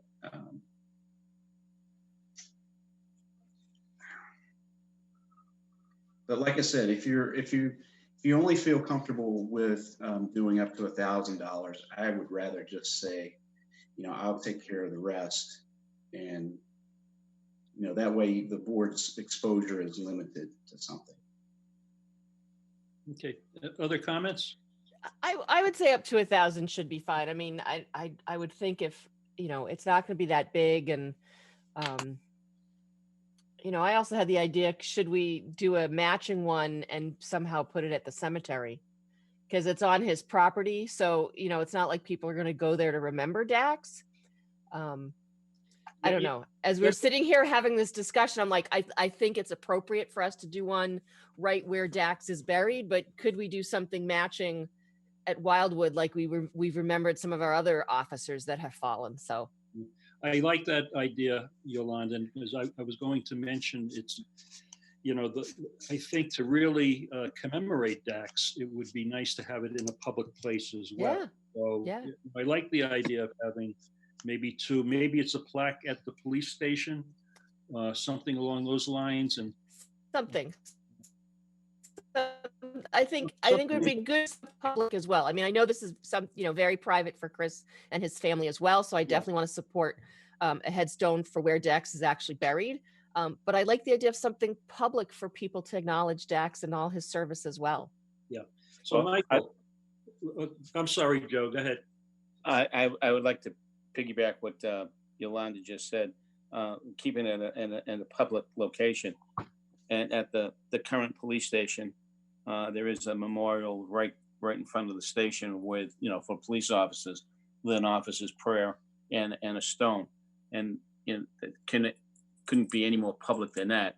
And Right. put the stone, A second stone there. honoring Dax right next to it. Yeah, So it's side by side. that's a great idea. He did. So, and then when time comes, hopefully within 2 years, the other building is built, they can transplant that memorial over to the new location. Yeah. So it sounds like really what we should be considering here is to fund $2,000 or not to exceed $2,000, Michael? Sure. To do both a private and a public stone? Yes. I think that's a good idea. Okay. Yeah, I'm all for that. I'll Okay. definitely support that too. Okay, Rob? Yep, sounds good. Okay, so let's entertain a motion then. I move that we support up to $2,000 for 2 stones for Dax, one to be done for his actual burial place on the Alberini property, and one as a memorial at the police station for public. Second. Motion and a second. Greaves, Aye. Kinsman, Aye. Mignani, Shear, Aye. and Mitchell, aye. So that passes, and we'll look forward, Michael, to and maybe what we can do at the public, we'll have hopefully at some point we can have a public ceremony. Recognition, yeah. Yeah, that would be great. Yeah, good. Okay. All right. Next item is discuss board reorg date. In our backup, we have the page related to organization of the board. Officers of the board, chair, vice chair, clerk shall be elected annually at the first meeting in June. So that first meeting in June is coming up. So that will be on our agenda at that point for a discussion and a vote of reorganization. So any questions, commentary on this particular item? So I'd like to recommend, typically we do the reorg, it has happened after the election. As our election is being moved to June 24th, I would like to put forth that we wait and do our reorg at the first meeting in July, rather than doing it in the first meeting in June. I just think wait until after the election. But we would have to take a vote on that tonight to say that we're pushing out the reorg until the first meeting in July, because it's in our bylaws to do it in the first meeting in June. I just wanted to throw it out there. To me, that makes sense, Yolanda. Okay. Works for Yeah, me. I think so as well. Yeah, that works for me too. Okay.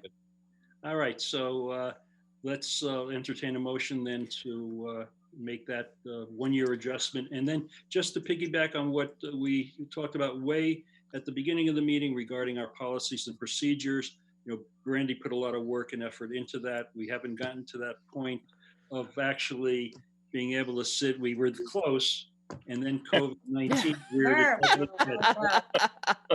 But, We almost got a date in there too. So yeah, almost. So we will we'll get to that point and have a robust discussion about our policies and procedures, I'm sure. Yes. So I'll entertain a motion. I move that we push out the board reorg for this year only, from our first meeting in June to our first meeting in July. Second. There's a motion and a second. Greaves, Aye. Kinsman, Aye. Mignani, Aye. Shear, Aye. and Mitchell, aye. That completes our old new business section of the meeting. We're going on to our priority project update, and I'll turn this over to Michael. Yes, so I don't have anything new on the rail transit district. I do have some updates on the downtown project and Riverwalk and Mill Pond. So I believe at our last meeting, I reported to you that our bids came in pretty high on the downtown project, unexpectedly high. Initially, I was thinking, we might have to look at rebidding it or waiting and rebidding it. Since that time, our engineer, BSC, Jen, Doug, myself, we've kind of put our heads together to see if there's a way we can, strategically structure something to where we can actually continue to do this at a lower cost and without impacting the time frame totally. So we actually had a meeting with the low bidder yesterday to talk about the scope. And we had a couple of good ideas came out from that meeting. And it's something that, I would like to pursue because they could save significant amounts of money and not necessarily delay our timeline as much as we thought about, a couple of weeks ago. So I'm looking forward, hopefully, to give you a positive report on that, and we'll see. Riverwalk and Mill Pond, it does tie in. Originally, Mill Pond was part of the downtown bid. We were trying to utilize economies of scale. Unfortunately, like I said, the bids came in higher, and instead of waiting to rebid it and everything, we specifically pulled out the Mill Pond work so we could get to work on it right away. And Doug has been overseeing that and engineering that along with Jen. We're using a local contractor, Steve Glidden, who I think many of you know. He's got a great reputation. He does great work. So what they're doing is they're starting to construct the ramp. That will be first. Then they will look at reconstructing the parking lot and also the patio area, installing the fence, and hopefully, Doug's not listening. Hopefully it'll be done by latest mid-June. So I was hoping June 1st, but fortunately that's moving along. Any questions about that? Okay. Then moving on to the public safety building, Joe's ready for tomorrow's meeting of the Public Safety Building Committee, as you are too, Steve. So we really have one big item left to kind of nail down before we kind of move on from the schematic design phase, and that's picking an HVAC system. The committee, with a lot of input from other people, were able to kind of narrow it down to two primary choices for the HVAC system. One, a more traditional system that used a variable speed drive on it, and then a geothermal system. So the architects and the engineers and their HVAC technical experts, they've gone back and they've actually put together, a number of different estimates in terms of different configurations and things of that nature. So we'll see what the impact is on the price. And hopefully we'll make a decision, and hopefully everybody can agree to it, and then move on, finish up our schematic design, and then move on to what's known as the design development phase.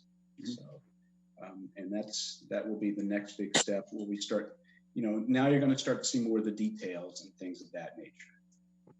So you have to give Jen a lot of credit. Jen's been managing the heck out of this thing, just kind of keeping all different balls in the air and making sure people are connected and stuff.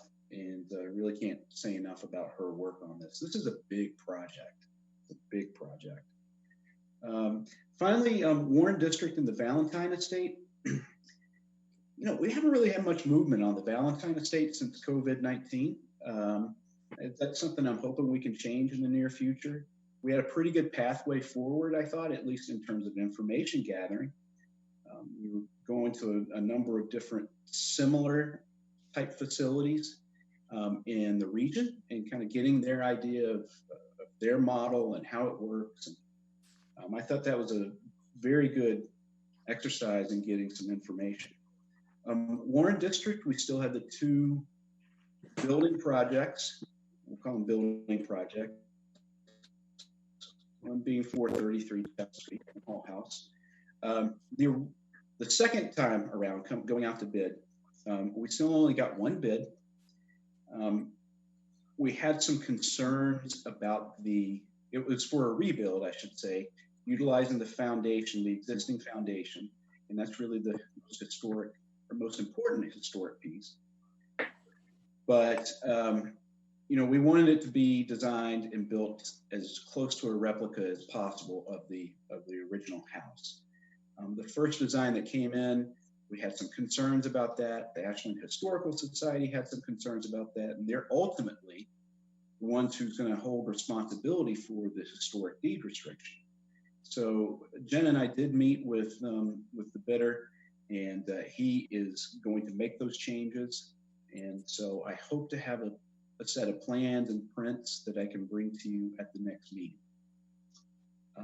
And finally, the Warren Barn, we did meet with the architects, CSS engineers today, or we had a phone conversation, not a meeting. We do have an estimate that is still pretty significant. It's around the $950,000 range.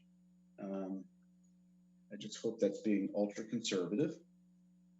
They're at the 50% stage. So I've asked them for some specific visuals that we can present to the board. And I think, the board's going to be in a place where you're going to need to make a couple of decisions before moving forward with this. So I hope to have that for your next meeting as well.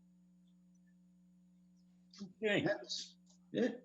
Good. I just have, Mr. Chair, could I just ask Michael a question? Michael, I just want to make sure that you and Jen got that information from Amy. I asked her, I sent out an email this morning to her about providing that information for the two HVAC systems that they were going to be discussing tomorrow afternoon. Steve, I hope you got that information as well. I did get it. I opened it and started reading it, and I lost it. The whole email just went. I have no idea where the hell it is. I'll resend it to you, Joe. I have it, Joe. I have it as well. Yeah, I'll resend it to you.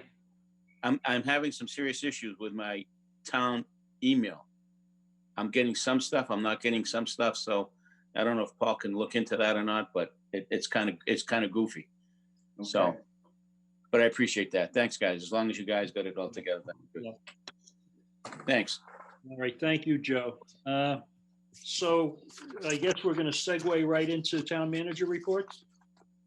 Yes, and believe it or not, I think we covered a lot of the 2020 town election voting process and criteria when we talked about the warrant. Again, there's a lot more information now on the website. It should be displayed more prominently on our website. It talks about the process for requesting an absentee or mail-in ballot. Should be pretty clear. Obviously, if anybody has any questions, they should call the town clerk's office and reach out to them. But I do think it's fairly clear. I do know that signs are appearing throughout town within the time limit or the day limit, and not necessarily related to the act of voting and voting day. I do think there's been some discussion about different candidate opportunities to have discussions or not. But I'm not privy into all of that. So we're going to make it as smooth as possible. I can actually speak to that real quickly.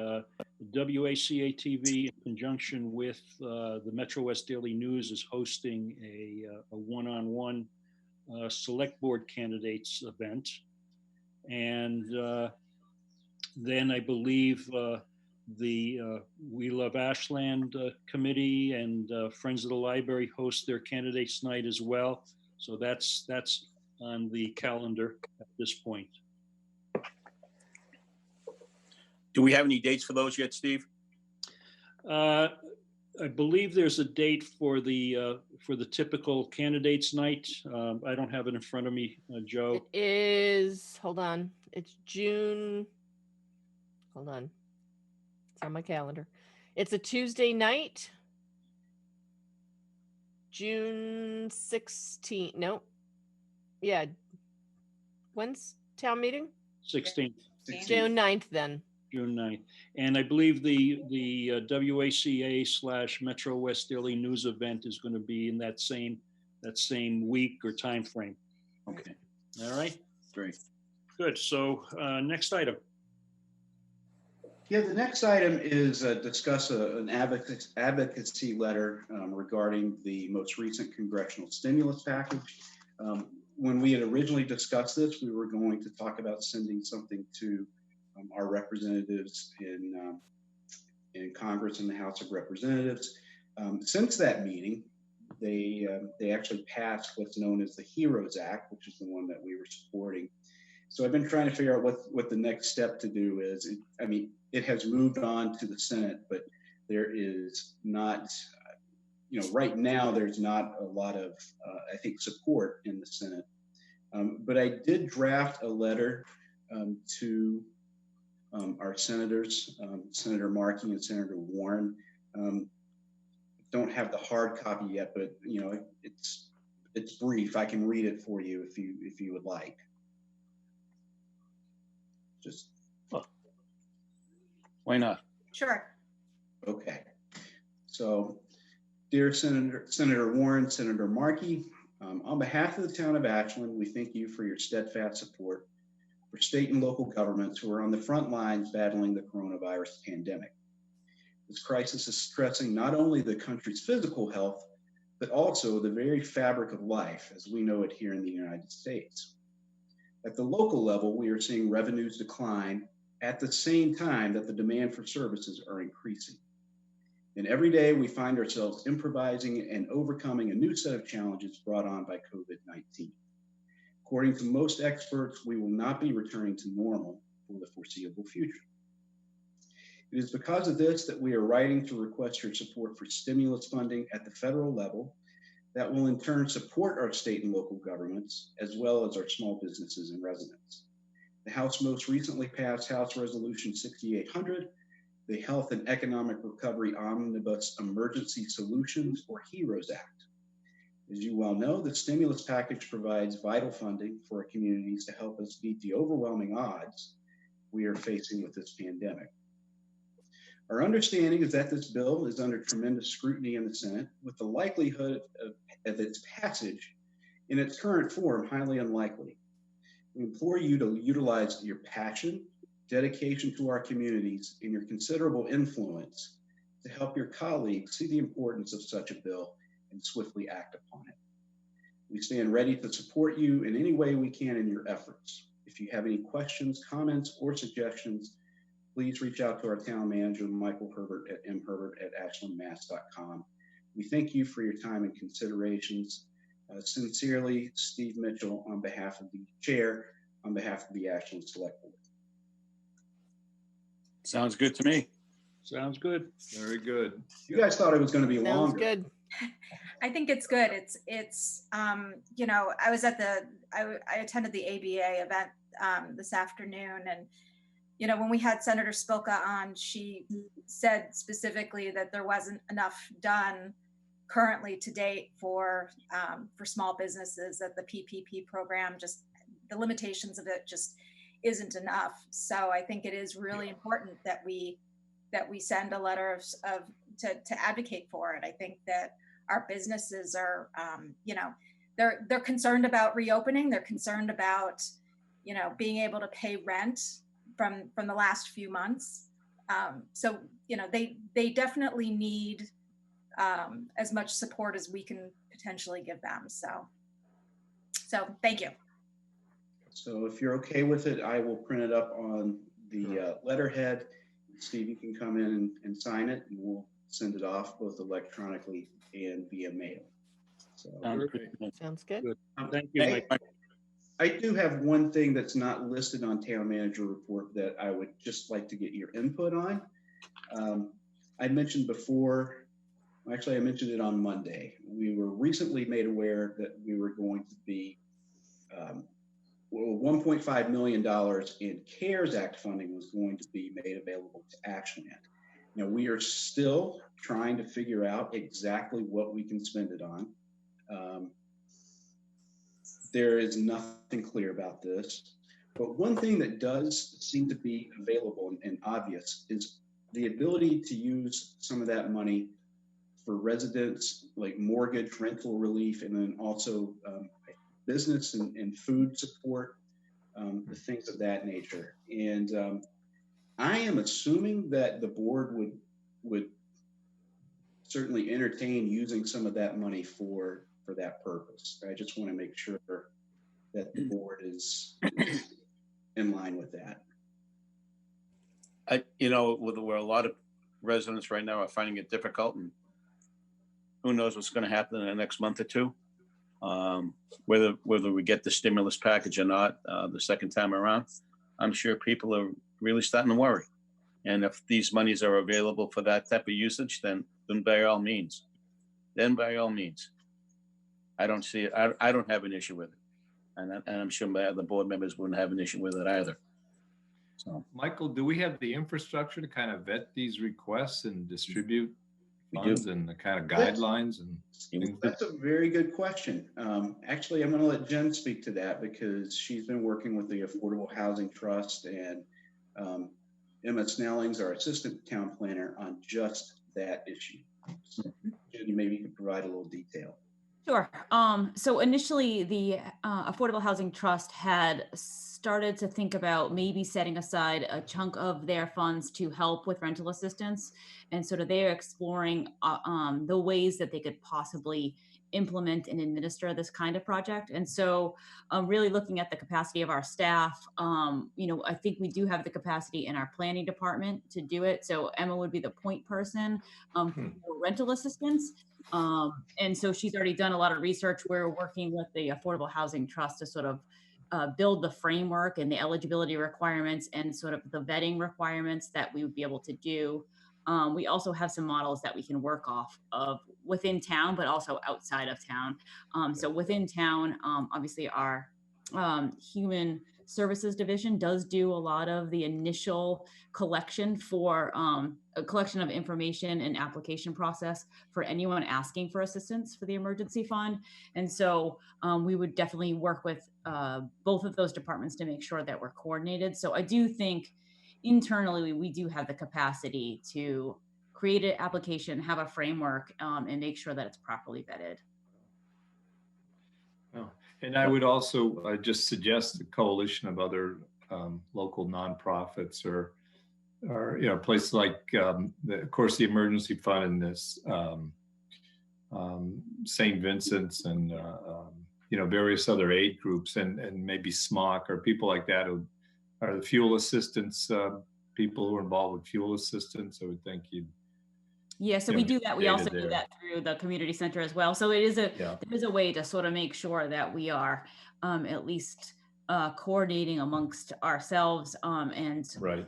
Kara and Jennifer already do some coordination with some other nonprofits that provide financial assistance to residents. Because they'll all have various people that they know about that need help. So. Right.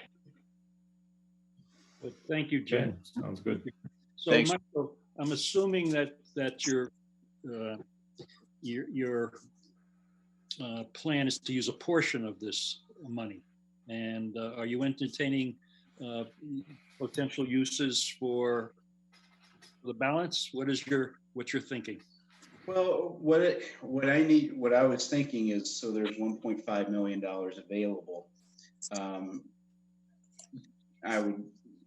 I was trying to think of it almost like in buckets. Could we set aside some for the rental assistance and food assistance and business assistance, and then the rest go to help support the operational needs?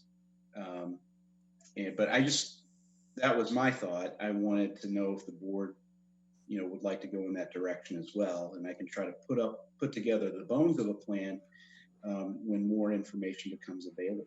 Yeah, I would suggest that you do that. It seems like the flavor of the board certainly is supportive of our residents and our businesses here.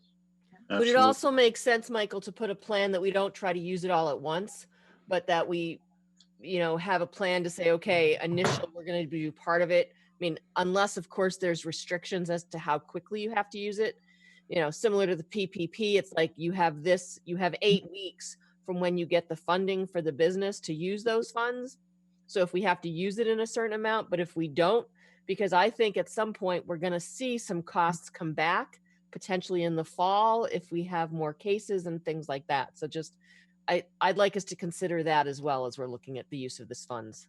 Absolutely. The timeline we have right now is December 31st, 2020.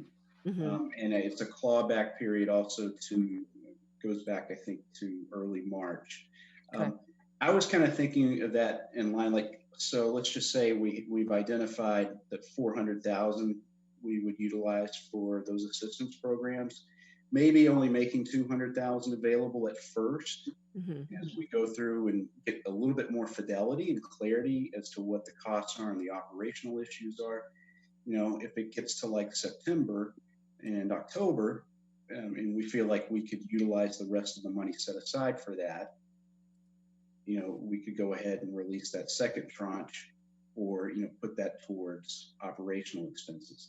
We're also supposed to get another allocation of funding as well. So, you know, who knows if and when that will happen. Hopefully they'll have all the, you know, all the stuff figured out from this first round of funding. But yeah, there's a lot of moving pieces, a lot of things in the air, but I'll think of a plan that's, you know, it'll be based for longevity or as long as we can, and not just kind of spending everything all at once. Can we plan on reviewing that at our next meeting? Well, I would like to. We're going to need to get some more guidance. Okay, fair enough. Fair enough. I'd like to say, Stephen, that we allow him to, you know, get started on it, but then if he doesn't have clear guidelines yet, to give us an overview, but know that it might have to wait another meeting to get it finalized, is what I would recommend, because we want to make sure that we're doing this with the correct guidelines and the most up-to-date guidelines. Well, we'll entrust Michael to take the best course here. Yep. All right. So that is, Michael, if your town manager report is completed, we're going to move on to board reports. I just want to make note for all of our visitors tonight that we are not going to adjourn immediately after board reports. The board is going to tape a video greeting to the class of 2020. And I would ask, though, once our board reports are completed, if our visitors would then leave the meeting at that point, and we would move on to our video greetings to the class of 2020. So I'm going to open up board reports. I'm going to start alphabetically by last name. Greaves. I'm just looking. What have I been doing? I've been planning for the next Metro West Regional Collaborative meeting, which is going to be happening next week. Part of our discussion is what can we do regionally to help with some of the COVID-19 planning. Also, next week, I'll be sitting in on the next step of the Mendez School Building Committee meeting, the feasibility. There was a meeting with the Mass School Building Association that apparently went well today. I wasn't able to sit in on it. Hopefully, Michael, I think you did. Yep. And apparently we got positive feedback on our potential plans. So now we're moving forward with looking at more detailed design. And I think that's it. Okay, thank you. Kinsman. So I just have a couple quick things. One, I was I was invited to join the Ashland Public School District reopening task force as a member of the middle school site council.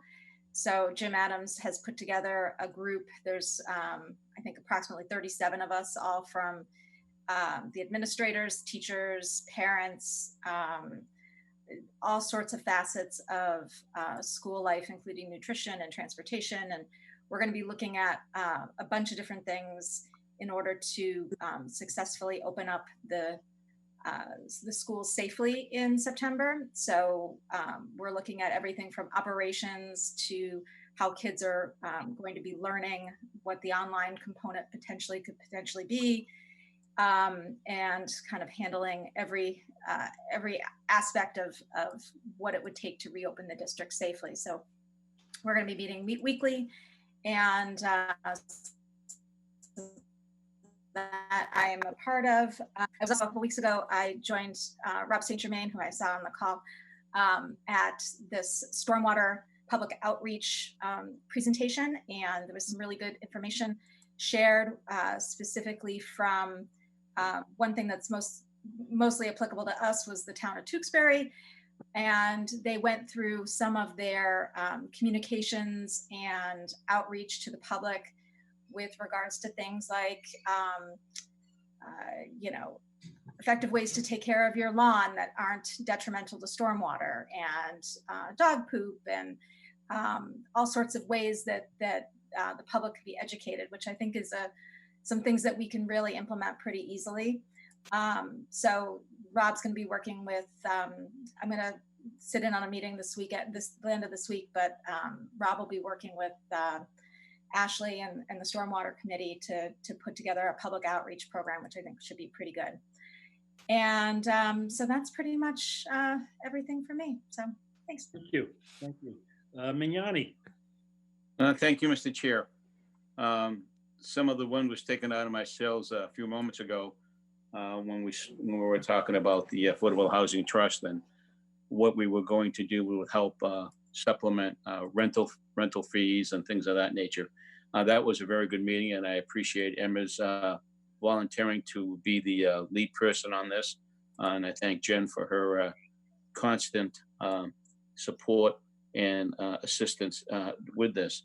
And I also like to thank the entire Affordable Housing Trust Committee, who graciously and unanimously agreed to follow this support. So kudos to them, and hopefully it will help those who are in need, and hopefully this need won't last more than the summer, because that's what we're anticipating, at least up through August or September. Little quick note with respect to what's coming up May 25th. It's Memorial Day weekend. We are not having any formal ceremony as a result of the COVID-19 pandemic. This will be the first time that Ashland has not officially had some sort of ceremony, and it's a little disheartening at best, because a lot of people have given up their lives for our freedoms. And if we can't do it in an official capacity, I would wish that the citizens of Ashland at least take a moment of their time on Monday to remember those who gave up their lives so we have the right to do what we're doing today. And lastly, I'd like to thank the DPW. I was up there today at the cemetery, and they did a phenomenal job. Of course, they're doing a lot of other things for the town at the same token, and but yet they made time to go up there and make sure that the cemetery was in pristine condition for this coming weekend. And lastly, we have a public safety building meeting tomorrow afternoon at 4. You're all invited to attend via Zoom. Everything is online. It's on the website. So we will be discussing and voting the HVA system. I understand there may be some good news that Jen and Mike will present to the staff tomorrow. Hold off on presenting that until the board hears that from Mike and Jen first. So with that, that's all I have to say. And I wish everybody a very peaceful Memorial Day weekend. And that's about it, sir. Thank you. Thank you, Joe. And thank you for those thoughts about Memorial Day. And yeah, so appreciate that. Sheer, you're next. Yeah, thanks. Yeah, I was going to say the same thing, Joe. Thanks for, we'll miss the Memorial Day ceremonies this year. So I did want to, so thanks to Michael for reminding us that we actually had at least, or he at least had at least one stratagem in mind with the report, the Stanton report, which was to use it in case of an appeal. So thanks for reminding us. But we actually did talk about that, but anyway. But so I just had two quick items. I got an email from Chuck and Matt of the Sustainability Committee about an initiative from the Rocky Mountain Institute called the Building Electrification Accelerator Program. And I think it sounds like a good resource. And I understand that Frank is going to ask Michael about if he can get involved in it. So I would just hearing about this, but it seems like a good program. I don't think there's any commitment. It's some resources would be available to help us look at using electrification in buildings, whether I guess they're public buildings or private buildings. So I would just urge that we look closely at that initiative and the possibility of getting involved. I don't know, Michael, if you've even heard about it yet, but Frank and I have been actually talking about a lot of different things. He's been pretty active. Good. I don't know if we've talked about that one exactly yet. Well, you may hear about it from him, hopefully. So I just did want to bring that up. But it sounds like a great resource if we could be one of the towns in Massachusetts that gets involved. Presumably there's some help with that.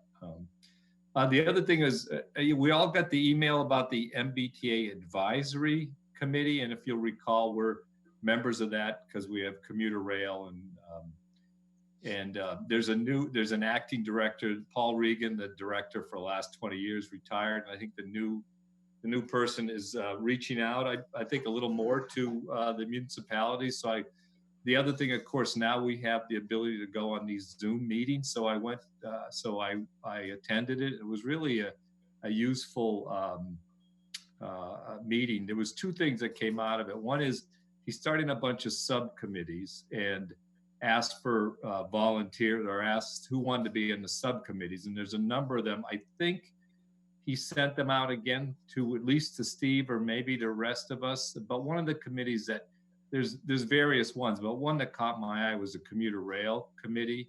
And I think it's important that I think it'd be good for us to have representation on the MBTA advisory group. So I'd be happy to, volunteer to do that. Whether I think Ed is our representative or tries to attend, Ed Berman, and I think they keep our chair as the official member, but I'd be happy to just attend those and weigh in and relay information back, especially now it's a different world. They used to have the meetings at 10 o'clock at the transportation building in Boston. Like who can go to that, so, but now it's a different world. So I'd be happy to do that. So, Rob, let me just interject. So let us know what we need to do to pursue. So I think I'd like to get the sense in this matter today, if people are should we volunteer to be on this commuter rail subcommittee? I think we need to tell them pretty quickly if we're going to be able to get on it. So I'd like a sense from the board that I should just volunteer for it, basically. From my perspective, yes. I mean, we have one of the biggest stations on the line. Yeah. I think it would be advantageous to have representation. So I'm certainly supportive. I would agree. If you're willing to do it, I think the more we can get involved at that kind of level with those kinds of decisions, it's the best for the town. Plus you're sitting there at the table rather than having it. Yes, exactly. Be told what's going to happen. Other board members okay? Yeah, I think it's a good idea. Thank you for offering to do that. All right, I guess you've got the green light there, Sheila. Okay. The other quick item that came up, and I wasn't even aware or I missed it, but they have at the MBTA, there's now this fiscal control board that's been going on the last couple of years from the last crisis, and they've been doing a lot, I think, pretty good work. But apparently the plan is that they're going to give way to a revised MBTA board of directors. And there's a proposal out that the advisory board has endorsed with some controversy. And I think MAPC, Yolanda, is also weighing in on this. But the basic decision to be made, I think approved by the legislature and the governor, what's going to be the makeup of the new MBTA board of directors. So I guess I would just urge people to try to look at the report. I think it got sent to us in that email and see if there's it. The good thing about it is that the advisory committee will have a say in who's on the board of the T board of directors. There's only 7 of them. So if people get a chance to look at it, and if we have an opinion on it, that we should endorse it, and that would go to Jack and Karen and say, this is what we think should happen. But these are going on now. It's actually kind of a big step because they're basically reorganizing the board of directors of the T. in light of all these changes, which I kind of missed that was happening. But so that's the other item. So I just ask people, you get a moment, review that email. I think it's all in the email from the MBTA advisory. And if we feel strongly about it, that our next meeting or some meeting, we decide if we're going to endorse it and send something to Jack and Karen about it. So that's all. So I think that's all I had. Thank you, Mr. Chair. Thank you. Happy Memorial Day, everyone. Yep, same to you. So I just have a. Sorry, but I know before you end, I have one more thing that I forgot to do. I don't know if you want to go first and then have me do that, or. Well, why don't you go first? Okay, sorry. So at our last meeting, we had approved the seniors getting their signs up on town property. I was able to work that out. They actually went up today. As they were putting them up, there are some around the corner spot, but most of them are up across from the fire station and police station. Needham Bank was very nice to allow us to just continue down Front Street. So they're mostly around the front, and then they continue down Front Street on the Needham Bank property so that they're all in a line and all together. And then there's a handful over at the corner spot. They were so thrilled that they were able to do it. And it was just great to see. So they will be up until graduation, which is June 7th. And then the plan is that each of the kids can come and get their sign, and they're going to encourage them to take a picture with their sign in the big blue and white chair at the corner spot. And then they'll try to do a compilation of all those pictures. So cool. Very good. Thank you.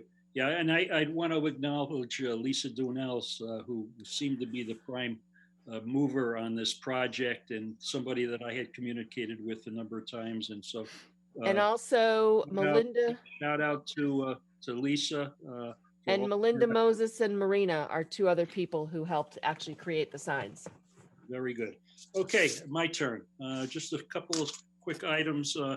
Brandy earlier had mentioned the ABA sessions, the Wednesday sessions, and I've had an opportunity to sit on a few of those. They're very well done. They always seem to have a good collection of discussion points, and very focused. And I think the leadership there has really turned that organization around over the last few years. So just wanted to give a shout out to the ABA. Couple things that I've attended by Zoom, of course. We had received a grant regarding a municipal vulnerability program, and I attended the working sessions pre-COVID-19, and there was a listening session recently, and it really, for the most part, it is geared towards the impacts of climate change and how a community would respond and make themselves more resilient to those events. But it just seems that the whole COVID-19 kind of plays right into that, even though it might not be directly related to climate change. It goes directly to community resilience and how we manage the situations that occur. And it seems as well, when you look at a situation like the two dams in Michigan that just failed and is flooding a whole region where it's forcing the evacuation of 10,000 people. What do they do? Where do they go in this environment of COVID-19? And then you read about a cyclone that's hit the coast of India, and in a densely populated, very poor section of the country, what happens to these folks? I mean, it's just, so again, it's, the idea of planning for resiliency is just becoming more and more important. So that was interesting. Then today I did attend an MAPC net zero planning session that was, I thought was well done. I think a lot of Matt Marshquist actually presented at this session, gave an update of what the town is doing relative to net zero, and there were two other presentations as well. Chuck Litz was on the call, and I thought it was pretty good. And also Frank our sustainability coordinator also participated. So that was well done. It was worth the time. So those are my board reports today. I do always like to end my comments thanking, Michael and Jen, the town staff, our first responders, the nurses, certainly the COVID-19 team, the Board of Health, and everybody that's engaged on a day-to-day basis with the COVID-19 situation. So I thank all of them, and you're in our thoughts. So that being said, I would ask, we are going to start to do a video greeting for the class of 2020. I would ask the visitors in the meeting if they would leave at this point so that we can finish and then we can adjourn. All right, so at this point, a motion to adjourn. So moved. Go ahead, Brandy. I'm waiting I'll for a second. second that. In a second, I'm going to dispense with the roll call vote. All those in favor? Aye. Are we doing a special meeting on next Thursday to do a budget vote? Yeah, I mean, I've got it on my calendar. I don't think we yeah. posted it, but I think that's what we agreed on. Okay. I don't think it'll be too long. 15 minutes. 15 minutes or something. Okay. Did we pick a specific time? I don't think we got the date, but not No, the time. no, I haven't picked a specific time yet. Let us know. Okay, so you let us know, Michael? I will. I have Is there- another. I have a meeting on Thursday nights that start at 6:30. Okay, I should do it 6 to 6. So 6 o'clock. Yeah, we could try to do it earlier if you wanted to. I mean, if you think it's going to be a brief meeting. The earlier the better. Want to do it? I mean, I could do it at 5. I'll just put it on my calendar. Rob? Yeah, I guess I could do 5. Okay. I'm not on the train anymore, so. Yep. I hear that. Yeah. All right, Michael. We'll So set you it up for that time. you'll set Yeah. it up. Okay. Great. Very good. All right. So Okay, great. all those in favor? Aye. Aye. Bye. All right. See ya. All right, bye. Bye.